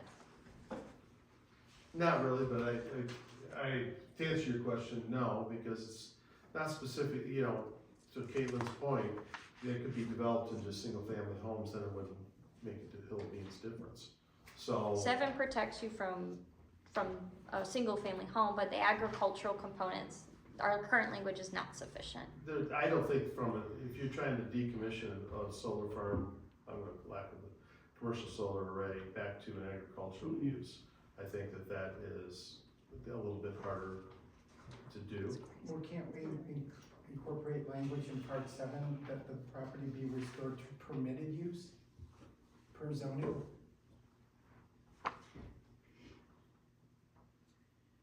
We can, however, To propose use. yeah, you could, if you do go into so I guess what I would want your attorney to bless or not bless is the basis of a decision of a yes and no for commercial solar. If this is the hang up to say, well, you're not proposing to spend millions of dollars to restore this into agricultural fields, we're denying this project. I think that's gonna be difficult.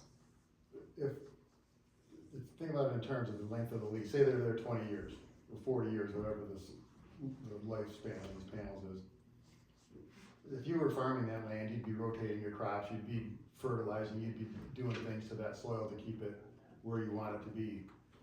And over the time that the solar farms there, none of that's happening, so that soil will never be what it was before. I wouldn't say never. You can provide those amendments in there, and you know, as you rotate crops back into the fields, you could over time do the same thing. John's been doing that too since Enbridge came through. You take a look at those fields now, you hardly tell where the Enbridge line crosses. So, because he's rotating the crops, but there's a soils. I'm just talking about that agricultural use and trying to revert back to an agricultural field. It can be done. It just, how do you specifically say that to the use itself? You know, if it's going into the development, Keith, you don't have to worry about that. But I can tell you that soil characteristics lost with any type of development. So if you go back to that ag use and decommission this array, then you're gonna have that problem. And how do you put that in there to do that? So that's all I'm saying. I don't know how to have a good answer for that, I guess. Danielle, did you want to say something? So typically what communities will do if they're interested in doing this, they'll have language to say similarly to whatever the permitted use is. They would additionally increase or ask for information to talk about the compensation or methods involved in the rehabilitation back to an adequate farming level.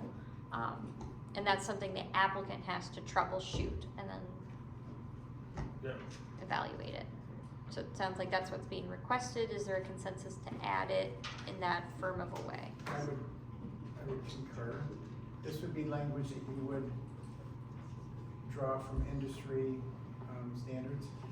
Yes, and that's still something you want your attorney to look at, Correct. because it's a It's going beyond what 233 says because now you're just talking about soil quality. Because they just say wherever it's placed, and that's usually what we're worried about is a gravel mining operation. We want you to rehabilitate this to a level you can reuse it again. We're fixing the soils, not saying that you didn't put a bunch of, you obviously don't want contaminated soils, but otherwise, as long as it's structurally sound foundation, we don't care what, if you do farming or if you do single family development or whatever the case is. So, but yes, we can find industry standard practice talking about rehabilitation back to agricultural fields and then flag it. So is there a third member that would join Mike and myself in that regard? I would. Lynn? Okay, so we have consensus on that. So that brings us through, So, but clarification on the 3 feet versus the 42, I think is what Keith said, Say it again. on the depth.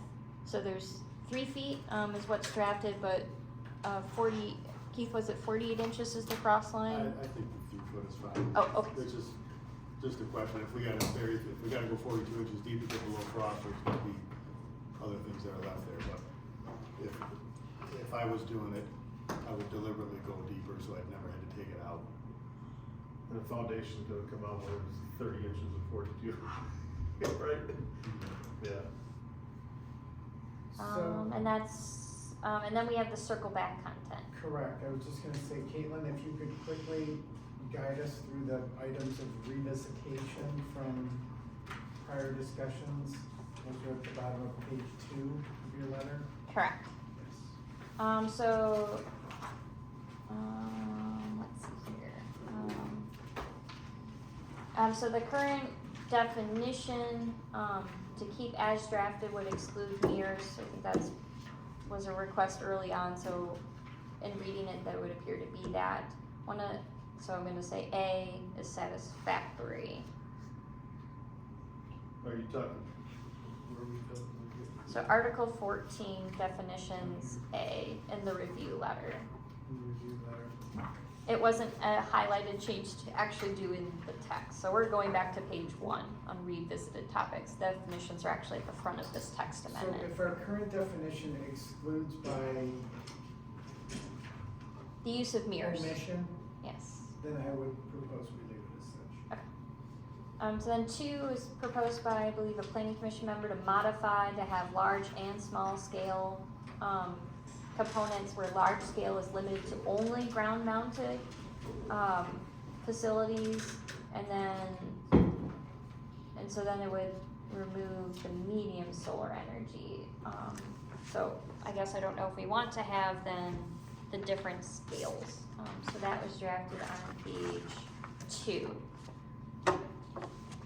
So currently we have large scale and on-site, and then one of the questions was is do we want to have 2 types of commercial grade that only said for, that pulled ground only into large scales.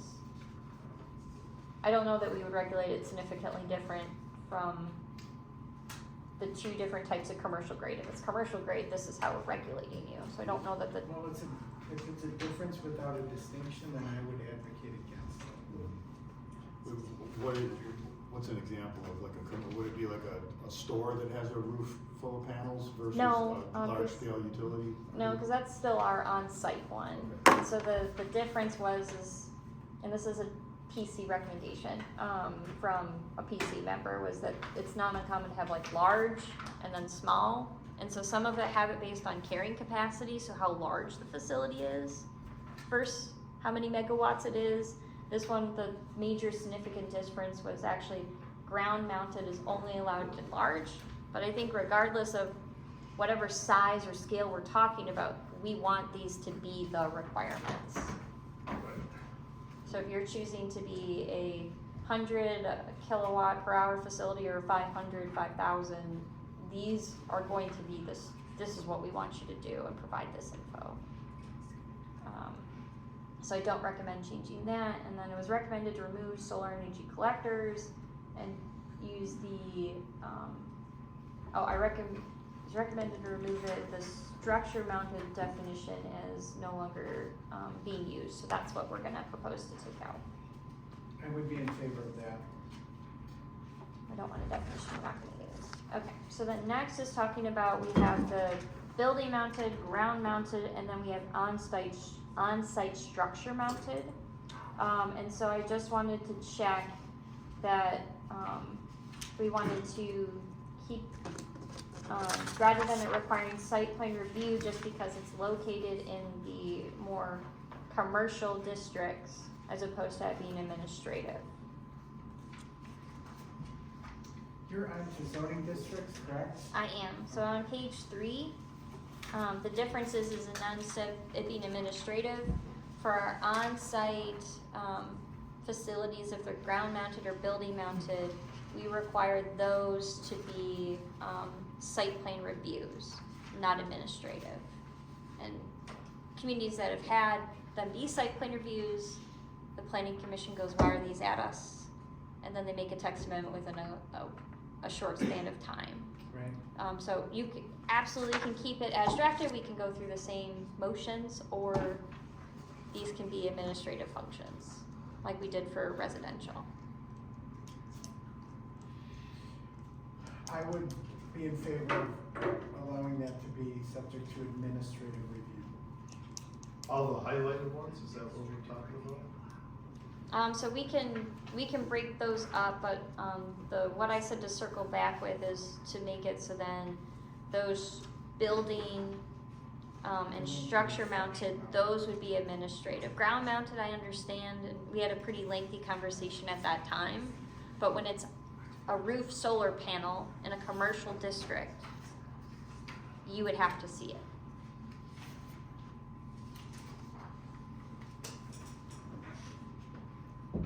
And I think that's less of a concern. But you can keep as drafted. So do you wanna come to the planning commission for every single roof mounted solar, including if someone owns an industrial building, they just wanna put a couple solars on there for their own business, not for any other use? Again, I would defer to administrative review for that. Keith? Yes? Okay, We great. have consensus. Yeah. Community impact, question 9B. So this was more of a content question, and so this is on page 6, where we talk about a petitioner's past performance regarding financial stability. The question was talking about, is this common reporting? Kind of the questions of the logistics of it. So it is common to ask for this information as part of a community impact statement because it's better us to understand the qualifications of them. Does that mean the answer we can say is, we deny you because you're inexperienced? No, but it helps us understand, when we're looking at all of the variables associated with site plan, maybe it is more appropriate to make sure that this is, when the township's approving a performance bond, that these are those things. So, Could we require a performance bond from them? well, so we're getting the information, and then yes, later the township does have general language that says, what does the township think is an appropriate amount, and then from whatever method that is, associated with it. So the answer is yes, it is common. It's common to ask the questions, do you say yes or no and point to the standard? The answer is no, but it helps us bake in those other concerns and how do we move forward. It gives us context.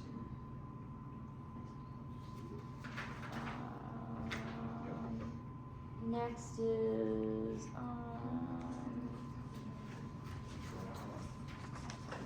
page 8. On-site. And so, these were more content questions, so part of it was, currently the language says that you have to maintain it within 12 months of visible dysfunctionality and things of that nature. If we strike this language, which some communities do, you then just have to rely on polite and unsafe building code violations, because otherwise in our general, we say that you have to be safe, you have to meet the manufacturer requirements, but if you're not or not, you are using or you're not using it, from that threshold period. So typically what this is intended to do is if there's several broken panels, we notice that, and then still 12 months later, it's still broken, the township would have a way to say, you need to remove or fix your solar panel. As opposed to it being a blight or safety, which is a whole nother process, regarding how you do tickets and enforcement, which is more expensive typically. So But is from it some, also more expedited? I don't know the answer to that. As far as when a building official, because it goes back to like the level of severity in which they can pull out those code compliance issues, and reg tag something or do something of that nature. Some communities do have lower numbers of in operation, so like every 3 months. Granted though, could you see a problem, have an issue with getting the person there, things of that nature? Yes. And the township can also inquire earlier, hey, what's going on with it before the 12 months, but we wouldn't take any action until the 12 months officially, if that helps provide context. So there's no proposed changes to it. Would you like to make a change or keep as drafted? Keep as drafted is silence. Okay. For ground mounted facilities, food for thought, that a front is 50 feet, the side setbacks are 20 feet, and that the principal building can't take up more than 50%, and the 25%, or 25 feet from the 50% building. Where am I getting that at? Where is it? Oh, I'm talking about A, so we're just meeting the accessory building requirement. So again, just checking that when we talk about a placement of a ground mounted facility, it's 50 feet from the front, it's, the sides are 20 feet. And then there's other size restrictions, so you can't be 50% more than the principal building. So there are other size requirements, so I'm just regurgitating the accessory building requirements. Sorry, I didn't make that as clear in the letter. And then to clarify, lastly with C is to allow CEF zoning districts to allow solar panels in their side or rear yards. So specifically on those ag properties, is it more appropriate to still allow them to be in the side and the rear, and say you can't be in the front yard? Or do we kind of treat them all the same even if it's in a larger zoning district? Accessory buildings could be inside here, right? Well, we say that ground mounted facilities can only be in the side and rear. And so my question is, right now, the only ones that say that it has to be located in the rear are R1 and the MPH. And so I just want to clarify, should the ag ones also be considered allowed in the side and the rear? And should they be allowed in the front? Because it's an ag property. Go ahead, Mike. And this isn't a residential zoning district, correct, we're talking about? REF is a residential, correct? Why would it be different than an accessory structure? Like we talked in the beginning about, solar panels being an accessory to the use. Why would it be different? If accessories could be put in a side yard, accessory buildings, i.e. a shed or something else in the side yard, why would it be any different for a solar panel? The devil's advocate is some communities find solar panels are more of an eyesore as opposed to a shed, because it's more customary to see a shed. But that's by the eye of the beholder. So if we did want to allow side and rears to exactly match accessory buildings, we would modify 2 to say that you can be in the side and rear yard. I can see both sides of the table, but I was just trying to be Food for thought. simple in the process of dealing with.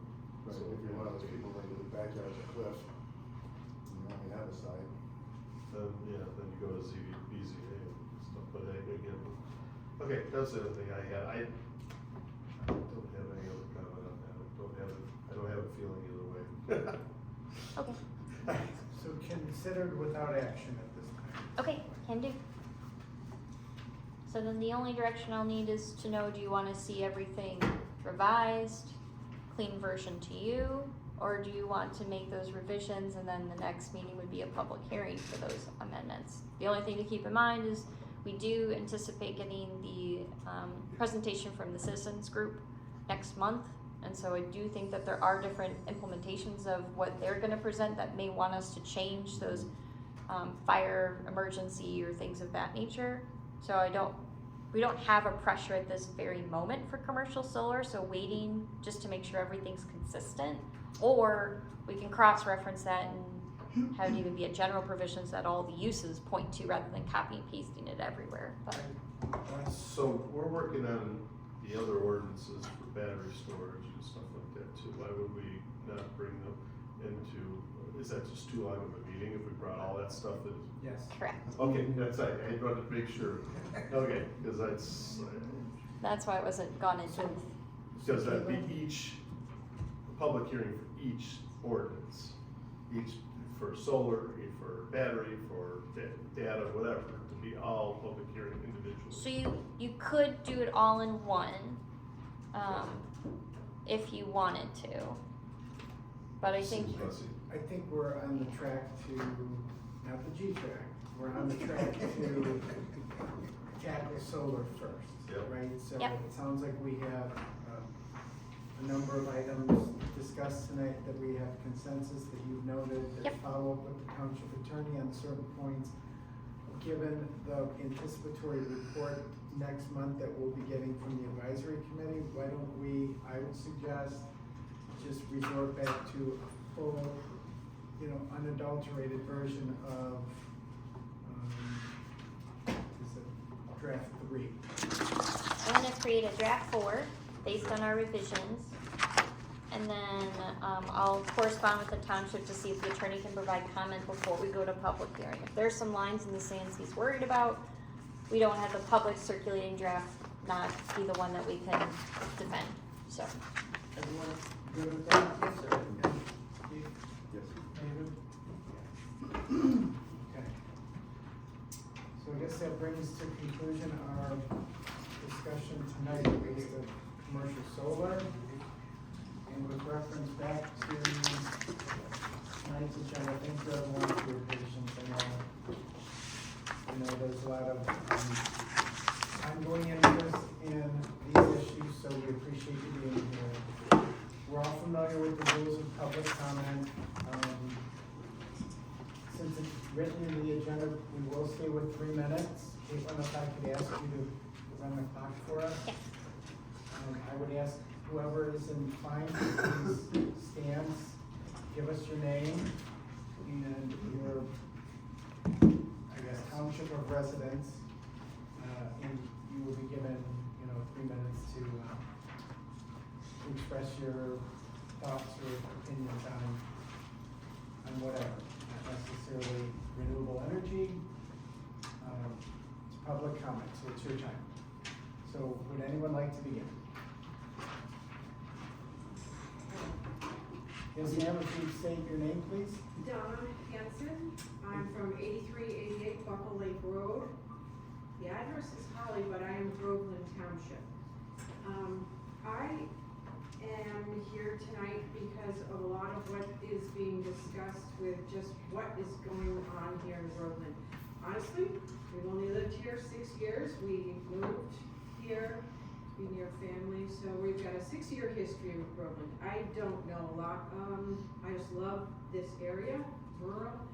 I have felt the conservativeness of the board here, and I would like to just put my affirmation on conservativeness, whatever that word is, conservatism, in your decision making. So where there was concern to go high, to go low, to go wide, to go deep, I am in agreement with conservative and deal with maybe that would solve somebody's request right from the get-go.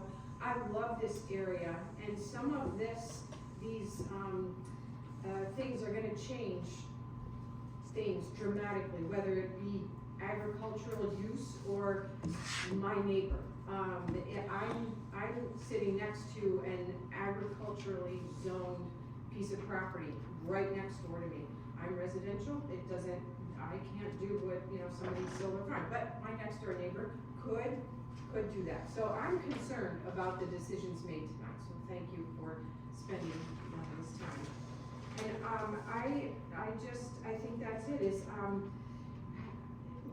I heard there's a leaning towards the industry standard, and I want you to lean towards the community, I guess.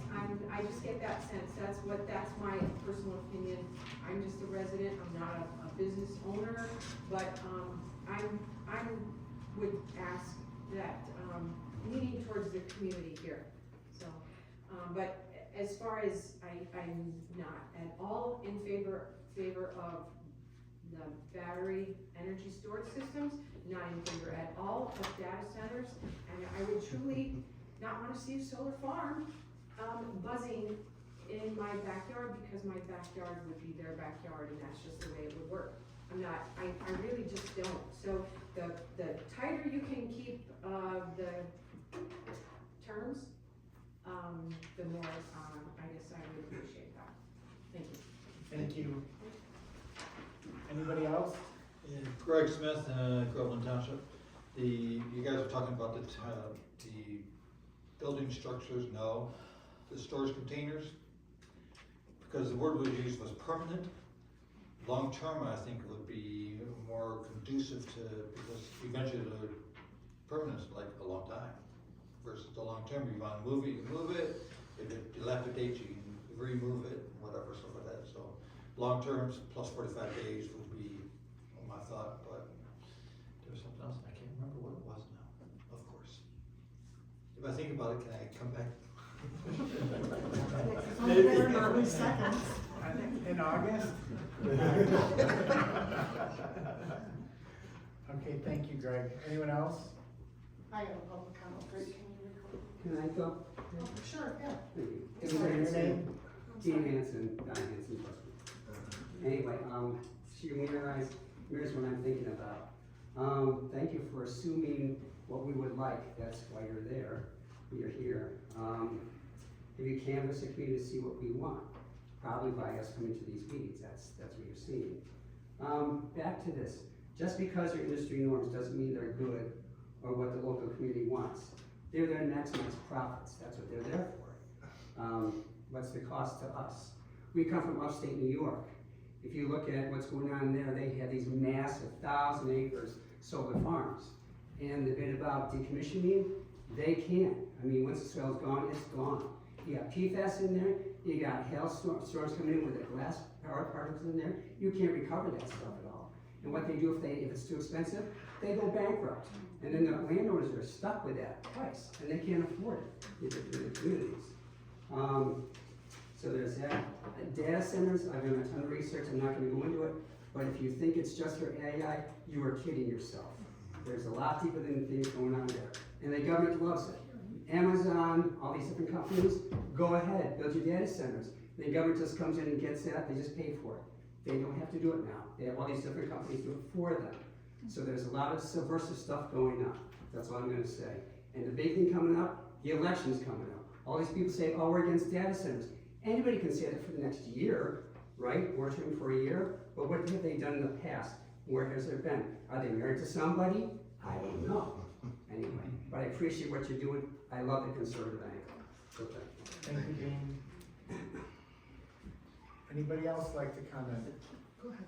Yeah, hi, Jim Kaminsky in Groveland Township. I would also like to say I appreciate your conservative approach, and I'd like to see more of it. I personally don't see the benefit of having any large-scale environmental, like data center, solar farm. Because one, it's like, okay, solar, we're trying to debate how much solar we should have, 20, 40%, what we should allow. Well, solar's nothing without battery storage systems, so I guess it also means that the battery's gonna come here, which we really don't want. With all that, and then the data center, and I guess that's going to kind of go against what we love here as a community. It's just, why here? Go to an industrial site. There's plenty of areas along the ITC grid or another grid that are just perfect for it. Why do we have to destroy all these trees, our nature, the home we love, just for something that's gonna be obsolete in less than 20 years? It's just, I don't see the point. We're not gonna get much tax revenue out of it. We could probably get more from doing something else. And it's just, well, what, if something goes defunct, it's like, screw you, they're gone. And I worked in private equity. They form LLCs. What happens if it goes, oh, see you later? They just ditch it. That's all they do. I mean, why sacrifice us for something that's only gonna bring up contractors out of state for construction? We're gonna have to give them a good, big, huge tax deduction for property taxes. And then when they're done, leave our soil where it can't be used for what it can't, for what it was. It's kind of like the steel mill. It's like, oh, the community has a steel mill that provides all these jobs. It's not gonna do that here. Then all of a sudden the steel mill leaves, you see movies with defunct people who are all on drugs and all this stuff, and the whole town's going to hell because no one's employed. It's just, we gotta decide, what does Groveland Township want? I know there's a void here for what we have for, things to do and, looking to ways to develop Dixie Highway. Why do that? It just does, it seems like the furthest thing from us. I mean, it's like, only place I could really see is maybe Mount Trashmore, which is where the Palace of Arbor Hills was. It's just like, why pollute this? We got a great place here. Do things that are working conducive with it, not things that probably won't benefit us in the long term. I just don't see it. So, that's my 2 cents. Thank you, Jim. Yep. Janice Roth, Groveland Township, East County Road, and I'm just going to repeat things we have said over and over for the last 2 years. We are green, and they want to make us brown. We are green, we have wells, which we have to draw from, and there is this huge aquifer under us that extends and supplies, five townships or counties or whatever, I don't know the exact stat on that. But we have been non-industrial, and just like he said, why change it? And these people here, God bless you, come from places just because of the attractiveness. And there have been other couples here who have young children who say they moved here to raise their families, and then all of this happens. There are a couple of things. My son lives over in Grand Rapids, and they have taken over farmland for these solar panels. And he told me, he says, Mom, when we have those hailstorms, it smashes them. They are horrifically expensive to replace. So why mess with that? Another thing, I was watching TV and I see the news, whatever, and there's this man that is developing, he has a company, and I don't have those papers with me, but they are on the edge of developing a smaller scale nuclear type of energy production. I can't give you all the details about it. But what he said is that this thing will be available maybe within the next 4 to 6 years. His company will have something. So that just shows you, I'm not saying we want a nuclear thing here, but that just shows you these things they put up are gonna go out of date quickly. Look at technology. I mean, you get a computer and in a number of years, it's obsolete. You've gotta get a new one. Be careful. Be conservative. This whole township is conservative, and we have a lovely place. And the thing is, why destroy it? It's wildlife too. I had an eagle. I took pictures. I can show you on my phone. A bald eagle that sat on the top of the telephone pole right at the corner of my property. How beautiful is that? They used to be endangered. What are we gonna do? Snuff them out again? That's it. Thank you, Janice. Anybody else? No? I will. Okay. Just making sure I didn't cut anybody off like earlier. Give this to you. Make sure. Thank you. So this is what I planned on saying tonight, but I'll probably run out of my 3 minutes with the new way that I'm now going to speak. I know I had some good stuff in there. Is that recording? Yes. These are signatures. Oh, sorry, this is my most recent one. These are signatures in order of date of people who are very concerned about tonight's meeting in particular. These are the more new ones, less than a month old. Didn't have my papers with me, so then I have this. I'm here tonight as Carrie Smith from Community Hope, as I said last Monday in the meeting to the board members. Last week I said, boy, I'm encouraged, and I said a whole bunch of reasons why I was encouraged, and I said one reason I was a little discouraged, which is that is so minimal over there for our master plan. February 4th, we're now going into August, and we have nothing but some stickers on the board, 6 pages of a synopsis online. Go to their website, you guys. The master plan should have a lot more lookup. You guys, you need to look online as far as public and see what the rights are here for you in your master plan, what you wanted since February 4th. I do want to say this to this board. I've said it before, you're sitting in that seat, it could be me, but let me say this, it's not, it's you. You're missing 2. You're missing 2 people. And I don't know how you all feel, I don't know if they got their packets, but I was a little confused tonight about the dialogue regarding accessory building and text amendments and public notice and bundling items, specifically when it was asked how the process unfolds, but that the public still does, and I'm gonna say this public here tonight still doesn't know what's unfolding. So please, I'm asking you to identify the exact section and numbers and language being modified in what you were referring to regarding accessory structures and so forth. Otherwise, I was here before, said accountability, transparency. And it's kind of meaningless if it's being talked in code tonight versus saying, here's what we're talking about. I do notice that you're talking about solars, but what's being bundled? Let's make sure that we're not orchestrating a procedural steps ahead of anything that the Open Meetings Act requires. We are not most communities. I heard that over and over again tonight. Most communities, standard. We are Groveland Township. And I'll tell you what, there is an idea that is being hatched by 35 and under people. It is not data centers. It is not BESS. It is not any energy storage systems whatsoever that would fit perfectly in here. Where is that plan? It doesn't, I don't see it. I don't even see those stickers will represent it. For a lot of other things. Can we bring a bunch more money into our township? Try something new, guys. Yes, follow the laws, but go to beyond standard. Be more than conservative. Be protective of the residents. That's my request. Thank you, Carrie. Okay, anybody else like to speak? Okay, that will conclude public comment. Again, thank you everyone for your patience. These meetings have taken on, I don't know, but they've been drawn out as far as historically the meeting times, because these are dense issues, they're complex, they require a lot of preparation on our part, and necessarily to give them due,